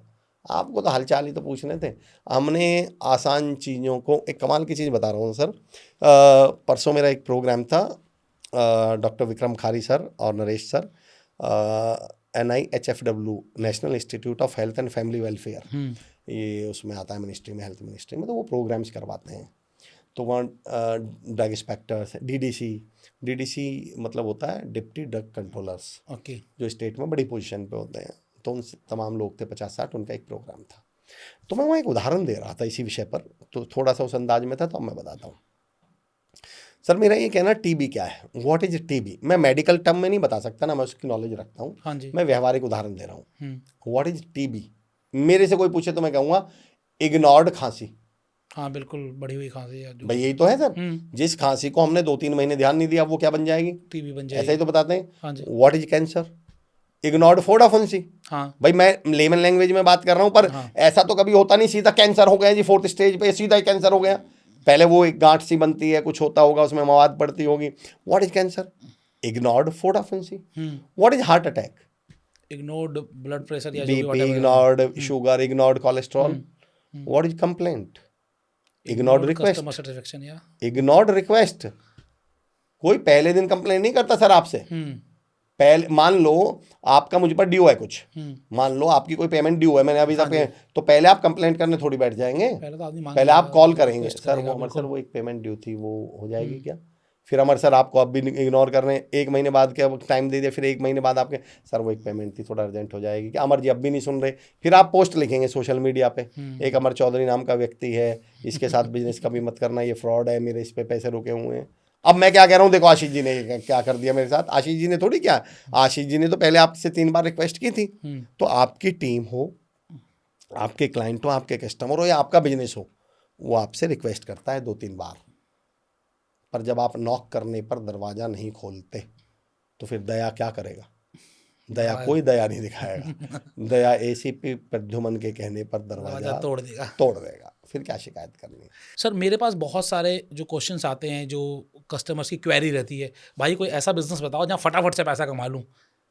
ऐसे लोगों को आप क्या कहना लोग बोलते हैं काम नहीं करना, पैसा कमाना मैं है। ऐसे लोगों से भी कहना चाहता हूँ और मैं आपसे भी कहना चाहता हूँ, मैं आपको जानता भी हूँ, आप ये भी जानता हूँ आपका इसमें जवाब क्या होगा। देखिए सर, धीरे धीरे रे मना, धीरे धीरे सब होए, और माली सींचे लाख पेड़, ऋतु आए फल होए। मैं अगर एक पेड़ लगाऊं और उसमें रोज 1 घड़ा पानी की जगह 4 घड़े डाल दूं और 1 बोरी खाद की जगह 4 बोरी खाद डाल दूं, तो परसों पेड़ पे फल लग जाएंगे क्या, पेड़ ही खत्म हो जाएगा। पेड़ ही खत्म हो जाएगा। तो आपको प्रोसेस से तो गुजरना पड़ेगा। बिजनेस आपसे टाइम मांगता है। If you can't give it 1 year, don't give it even 1 minute. अगर आप अपने बिजनेस को 1 साल नहीं दे सकते तो कृपया करके 1 मिनट भी ना दें, बिल्कुल भी मत दीजिए। मैं तो 1 साल, लोग तो 3 साल 5 साल बोलते हैं, लेकिन मैं फिलहाल चलो अब ऑनलाइन का ज़माना है, अब थोड़ा सा AI का ज़माना है, तो 1 साल की बात कर रहा हूँ। तो फिर आप बिजनेस करें। अच्छा पहले तो ये भी बताइए, चलो आपने एक बड़ी अच्छी बात कह दी, इस पर तो मैं कुछ और ही पॉइंट कहूँगा सर, आप तो फिर बिजनेस ही मत करिए। रीज़न बता दूँ क्यों, सुनिएगा सर। हाँ जी। सुबह काम करे और शाम को पैसा मांग ले, उसे आप बिजनेसमैन बोलते हैं? दिहाड़ी मजदूर। दिहाड़ी मजदूर है वो तो। जो सुबह के काम के शाम को पैसे मांग ले, दैट इज कॉल्ड दिहाड़ी मजदूर। हाँ बिल्कुल। जो पूरे महीने काम करके सैलरी मांगता है, दैट इज कॉल्ड एम्प्लॉय। और जो साल भर में जाके ITR में देखता है नफा नुकसान, अपनी क्या बोलते हैं उसको हम लोग, क्या कमाई हुई, क्या कमाई हुई, क्या नहीं, लेजर बैलेंस शीट क्या हुई, लेजर चेक करता है, वो बिजनेसमैन होता है। जिसको फटाफट चाहिए, मैं तो कहता हूँ सबसे पहले तो उसे ये समझ लेना चाहिए आप बिजनेस के लिए बने ही नहीं हो। आप तो बिजनेस कर ही नहीं, आप या तो फ्रॉड की सोच रहे हो, फिर वो तो बिजनेस थोड़ी हुआ, क्यों सोच रहे हो ऐसा आप। हाँ ये जरूर कह सकता हूं मैं कि अगर किसी में सामान्य तौर पर 2 साल लगते हैं तो उसमें 1.5-1.25 साल में कैसे कामयाब हो, किसी में साल भर लगता है तो उसमें 8 महीने 9 महीने में कैसे कामयाब हो, लेकिन अल्टीमेटली टाइम तो लगेगा। IAS चेक कर लो जो इस पॉडकास्ट में बताया गया है। IAS चेक कर लीजिए। हाँ सबसे पहले तो यही चेक कर लीजिए, am I made for, I would say am I made for business, क्या मैं बिजनेस करने का हक भी रखता हूँ। हाँ। कौन मांगता है ऐसे कि आज ये शेयर मार्केट या इन्वेस्टमेंट का सबसे बड़ा आज की डेट में सबसे ज्यादा नुकसान क्यों हो रहा है लोगों को। सुबह लगा के शाम को पैसा चाहिए, सुबह लगा के 4 दिन में और शेयर नहीं बढ़े भाई। शेयर नहीं बढ़े, मैंने कहा ना धीरे धीरे रे मना, इट विल टेक टाइम। अच्छा एक बात बताइए, मैं और मुकेश अंबानी एक टाइम पे गंजे हो जाएं, एक टाइम पे बाल कटवा लें, तो क्योंकि वो मुकेश अंबानी करोड़पति हैं, उनके तो 3-4 दिन में ही बाल आ जाएंगे, मेरे में 2 महीने लगेंगे। ऐसा है क्या? Same process. तो आप अंबानी हो भाई या अमर चौधरी हो, बाल आने में तो 2 महीने लगने, तो सबके में ही लगने। जो आपका बॉडी तो स्ट्रक्चर है वैसे ही जो बिजनेस में टाइम लगना है वो तो लगेगा ही लगेगा। आज के जो बिजनेसमैन हैं जो फ्रेंचाइजीज को आगे बढ़ाना चाहते हैं, उनके लिए कुछ प्रोसेस या कुछ सक्सेस टिप्स अगर आप देना चाहें। जो फ्रेंचाइजी को आगे बढ़ाना चाह रहे हैं, जो मल्टीपल करना चाह रहे हैं अपने उनके लिए I would suggest them only one thing, कि जाकिर देखो मैं बिहेवियरल पॉइंट पे जाऊंगा सर हर बिल्कुल, चीज़। बट ऑब्वियसली एक्चुअली सर होता क्या है, आपको बिजनेस नहीं ढूंढना, लोकेशन नहीं ढूंढना, आपको व्यक्ति ढूंढना है जो लोकेशन और बिजनेस ढूंढ ले। जाकिर खान साहब की फ्रेंचाइजी अगर आप बना रहे हो, टीम बना रहे हैं, तो जाकिर खान साहब की एक लाइन मेरे दिल के बहुत करीब है। वो कहते हैं देखो यार, काम 19 चलेगा, आदमी अपने को 20 चाहिए। तो आप तो आदमी बढ़िया ढूंढ लीजिए, वो लोग बढ़िया ढूंढ लीजिए, स्किल्ड लोग ढूंढ लीजिए, इंटीग्रिटी वाले लोग ढूंढ लीजिए, ईमानदार लोग ढूंढ लीजिए, टैलेंटेड और मेहनती लोग ढूंढ लीजिए, काम वो ढूंढेंगे। आपको काम नहीं ढूंढना, आप गलत चीज़ को ढूंढ रहे हैं। मैंने शुरू में मैं उस शेर को तीसरी बार रिपीट कर रहा हूँ कि उम्र भर हम ये खता करते रहे, धूल चेहरे पे थी और आईने सफा करते रहे। आपको उसकी जड़ पे जाके काम करना है। जिस दिन आप ये समझ गए, आप मान लो फ्रेंचाइजी मॉडल में जा रहे हैं आप, तो हम पहले भी चर्चा कर चुके हैं, एक तो इस पर सिस्टम डेवलप कर लीजिए, प्रोसेस डेवलप कर लीजिए, और दूसरा राइट पर्सन ढूंढ लीजिए। अगर आपने व्यक्ति सही ढूंढ लिया ना, जैसे हम लोग अक्सर कहते हैं ना, देखो शादी, मैं बिजनेस को शादी की तरह कहता हूँ। एक्चुअली आपने शादी में एक अच्छा लाइफ पार्टनर ढूंढ लिया, अब इसके बाद आपकी शादी कामयाब करने के लिए, खुश रहने के लिए आपको क्या एक्स्ट्रा एफर्ट लगाने? कोई खास नहीं। अब बाय डिफॉल्ट आप खुश रह पाएंगे। लेकिन अगर आपने क्या किया, लाइफ पार्टनर या आपने गलत ढूंढ लिया, और अब आप पूरे जोर लगा रहे हैं, टाइम से घर पहुंच रहे हैं, आप सुबह जल्दी उठ रहे हैं, हेल्प भी कर रहे हैं, अरे अब आप कुछ भी कर लो। हाँ, पार्टनर ढूंढते समय, टीम ढूंढते समय हम में एक और दिमाग में फितूर बैठा दिया गया। अगर आप नई बात सुनना चाहते हैं, नया आइडिया, नया कोई थॉट प्रोसेस में यकीन करते हैं, तो एक बात जरूर कह देता हूँ। हमारे यहाँ कहा जाता है पार्टनर वो ढूंढो जिसकी सोच आपके जैसी हो। मैं कहता हूँ सबसे बड़ा झूठ है। हमने कहा है पीपल, ये partner must be like minded. झूठ। पार्टनर, मैं आशीष सर वो लाइन कह रहा हूँ आपके पॉडकास्ट पे जो शायद नई है, सुनी भी नहीं गई हो लोगों ने, नए प्रोसेस हो। देखिए, अगर मैं तो कई बार कहता हूँ ये लाइन किसी फॉरेन के व्यक्ति ने कह दी होती तो अब तक इसकी थ्योरी के तौर पे फेमस हो गया होता। मैं कह रहा हूँ ये पार्टनर कहा जाता है, partner must be like minded. मैं कहता हूँ नहीं, partner must be like aimed, जिसका उद्देश्य है वो हो जो आपका उद्देश्य है। और कमाल की जोड़ियां बताता हूं, भगवान राम और लक्ष्मण जी, हाँ जी, लाइक माइंडेड थे क्या? एक गुस्सेल और एक को गुस्सा आ जाए इतनी सी बात पर, एक को गुस्सा ना आए कि सूरज हटने को तैयार, समुद्र हटने को तैयार नहीं, राम जी को गुस्सा ही नहीं आ रहा। लक्ष्मण जी को गुस्सा आदमी के हटने पे, साइड में वो कैसे नहीं हटेगा? तो लाइक माइंडेड थे क्या? नहीं, बिल्कुल। पर लाइक एम्ड थे, दोनों का मकसद सेम था। श्री कृष्ण जी और बलराम जी लाइक माइंडेड थे क्या? नहीं, बिल्कुल अलग, पर लाइक एम्ड थे। और अगर मैं आधुनिक काल में बात करूं, फिल्मों में बात करूं, तो जय और वीरू की जोड़ी सबसे बड़ी मानी जाती है। हाँ जी। दोनों लाइक माइंडेड थे क्या? नहीं, बिल्कुल अलग अलग। एक बहुत शरीफ सा, बहुत नियम वाला, एक बहुत इंटीग्रिटी वाला, एक मस्त मौला मस्ती करने वाला, इधर उधर की हवाबाजी करने वाला। लाइक माइंडेड थे क्या? लाइक एम्ड थे। लाइक एम्ड थे। हमारी समस्या ये है कि हमें लाइक माइंडेड पार्टनर चाहिए। मैं कहता हूं अगर मेरा पार्टनर भी वही सोच रहा है जो मैं सोच रहा हूं, तो मुझे पार्टनर की जरूरत क्या है? जरूरत ही क्या है? बिल्कुल। मैं क्यों पार्टनर ढूंढूंगा फिर मैं? तो मैं कहता हूं कि आप लाइक एम्ड पार्टनर ढूंढिए, फिर मजा आएगा। क्यों? एक तो वो सोच पाएगा जो आप नहीं सोच पा रहे, तो आपके पास सोच का दायरा बढ़ गया। ठीक बात है। कोई आपको टोकने की बात रख पाएगा नहीं, यार ऐसे नहीं, यार ऐसे करना है अपने को। और दोस्ती जो पार्टनरशिप हो, चाहे टीम बिल्डिंग हो, दोस्ती शब्द में भी गौर करना, दोस्ती शब्द में ही दो है, दो। सिर्फ तुम्हारी नहीं चलेगी दोस्त। तो पार्टनर तो ऐसा ढूंढिए जो कहता हो भाई सिर्फ तेरी नहीं चलेगी, दो लोग हैं तो दो दिमाग लगेंगे। एम दोनों का सेम होना चाहिए। तो अगर मेरे कहने से कोई फ्रेंचाइजी मॉडल में जाना चाह रहा है, तो वो व्यक्ति परखना सीखे, वो अपनी स्किल्स वो डेवलप करें जहाँ वो पीपल को आइडेंटिफाई। क्योंकि दुनिया का इतिहास उठाकर देखिएगा सर, कि कोई भी काम इस वजह से पिटा है। मैं अभी छावा मूवी देखी मैंने, संभाजी महाराज हारते ही नहीं वो, अगर कनूजी और गनूजी नहीं होते तो। लोगों, अगर वो लोग उनके सही मतलब गड़बड़ ना करते, उनके साथ टीम तो उनकी बड़ी शानदार थी। मतलब कुछ लोग पर वो जो दो लोग थे, अगर वो गड़बड़ नहीं करते, वो लीक नहीं करते, तो सिस्टम में थोड़ी कहीं दिक्कत थी, वहाँ प्रॉब्लम उसमें थोड़ी थी। तो हो सके तो लोगों पे ज़्यादा काम करें, मेरा ये कहना। बिल्कुल, जो आपने बताया ना कि आप देखो, आपको लाइक एम्ड होना बहुत ज़रूरी है। आपको टीम में सेम जैसे लोग रख लोगे तो कोई फ़ायदा ही नहीं है। आपको एक सेल्स का मास्टर रखना है, एक ऑपरेशन का मास्टर रखना है, एक प्रोडक्ट का मास्टर रखना है। आपको अलग अलग क्वालिटी के लोग रखने हैं, लेकिन सबका एम एक ही होना चाहिए भैया, बिजनेस को बिजनेस कंपनी आगे बढ़े, सब में कंपनी आगे ऑनरशिप बढ़े, होनी सब चाहिए। में मैं तो कहता हूँ ownership होनी सबके अंदर ऑनरशिप होनी चाहिए, ऑन योर शिप, कि वो आपकी काम को, आपकी कंपनी को अपनी कंपनी मान के। ऐसे लोग, आप तो लोग ढूंढने पे, लोग बेहतर ढूंढने पे काम करिए, फिर सारा काम उन पर छोड़ दीजिए। सर आज आप हमारे साथ हैं और आप मैं देश मैं के आशीष सर, हाँ मैं जी चाह रहा हूँ ये भी लाइन हो जाए। हम लोगों की समस्या क्या है पता है क्या है? मेरा एक दोस्त है, एक दिन ऐसे बैठे बैठे झपकी सी ले रहा था। मैं, क्या हुआ? अरे बोले यार वो अभी 4-5 दिन से चौकीदार रखा है ना, वॉचमैन। तो मैंने कहा तू झटके क्यों ले रहा है?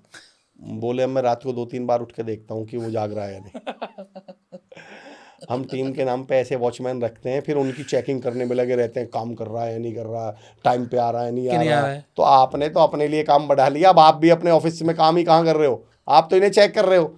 तो मैं कह रहा हूँ वो लोग ढूंढिए जिन्हें आपको चेक ना करना पड़े, और फिर देखिए आपका बिजनेस क्या ग्रो करता है। टीम पे आपको सबसे पहले ट्रस्ट करना चाहिए, करना चाहिए, बिल्कुल करना चाहिए, क्योंकि अगर आप अपनी टीम पे ट्रस्ट नहीं कर रहे हो, उसका मतलब अपने ऊपर ट्रस्ट नहीं कर आशीष रहे भाई। मुझे नहीं पता अभी पॉडकास्ट के लास्ट में यहाँ तक कितने लोग पहुंचेंगे, लेकिन एक मैं, आपने ही पॉइंट शेयर दिया तो एक बात बता दूं, बिलीफ और ट्रस्ट, ये दोनों शब्द अलग अलग हैं।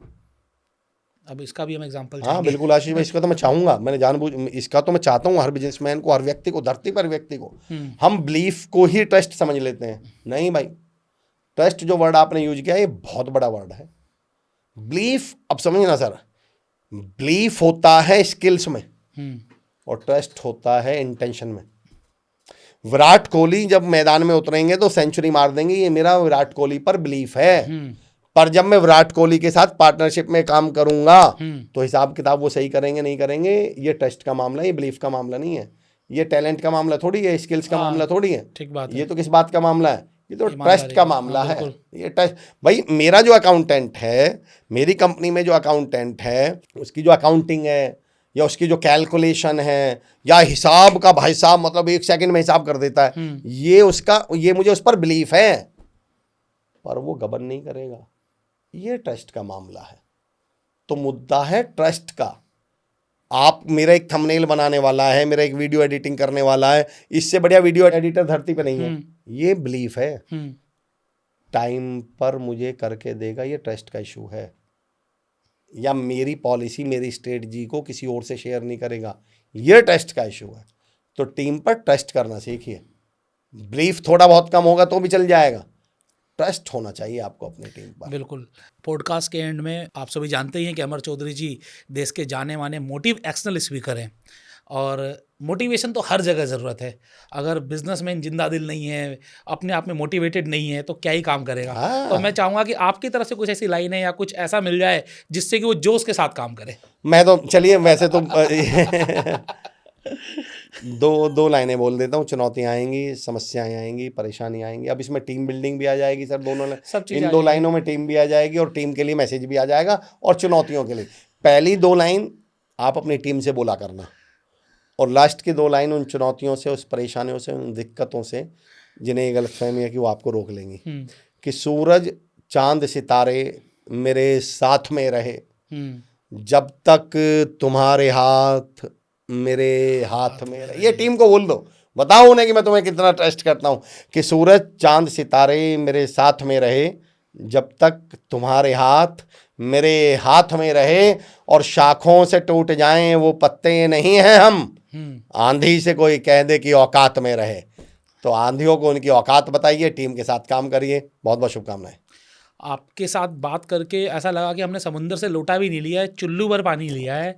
और यकीनन बहुत सारी ऐसी नॉलेज, आप जब अमर चौधरी जी के यूट्यूब चैनल पर जाएंगे, बहुत सारे अलग अलग पॉडकास्ट पर जाएंगे, तो आपको सुनने को मिलेगा कि ये नॉलेज का कितना बड़ा भंडार है, एक पूरी इंसाइक्लोपीडिया है कि आप किस तरीके से कितना कुछ सीख सकते हो। मैं मिलता रहता हूँ, कई सारे पॉडकास्ट देखे हैं, सुने हैं, बहुत सारी अलग अलग थ्योरीज आपसे सुनी है, और उनको अपने बिजनेस में अप्लाई करके भी उससे बड़ा कुछ हासिल किया है और आज मेरे ख्याल से हर किसी को कुछ ना कुछ मिलने वाला है, हर किसी ने कुछ ना कुछ सीखा होगा। मैं चाहूँगा कमेंट्स बॉक्स में कमेंट करके बताएं कि कौन सी थ्योरी और कौन सी चीज़ आपको सबसे ज़्यादा अच्छी लगी और साथ ही साथ किस तरीके से उसे आप अपनी लाइफ में अप्लाई करेंगे। सर, आज आपने समय दिया, इतनी बढ़िया जानकारी दी और मैं कहूँगा लाखों नहीं करोड़ों की बातें आज हमने इस पॉडकास्ट में की। आपके समय के लिए सर बहुत बहुत धन्यवाद सर। आशीष सर, मुझे ये अवसर देने के लिए आपका बहुत बहुत आभार, और तमाम भगवानों का जो सुन रहे हैं सुन रहे हैं। उनका बहुत बहुत आभार, बहुत बहुत शुक्रिया, धन्यवाद।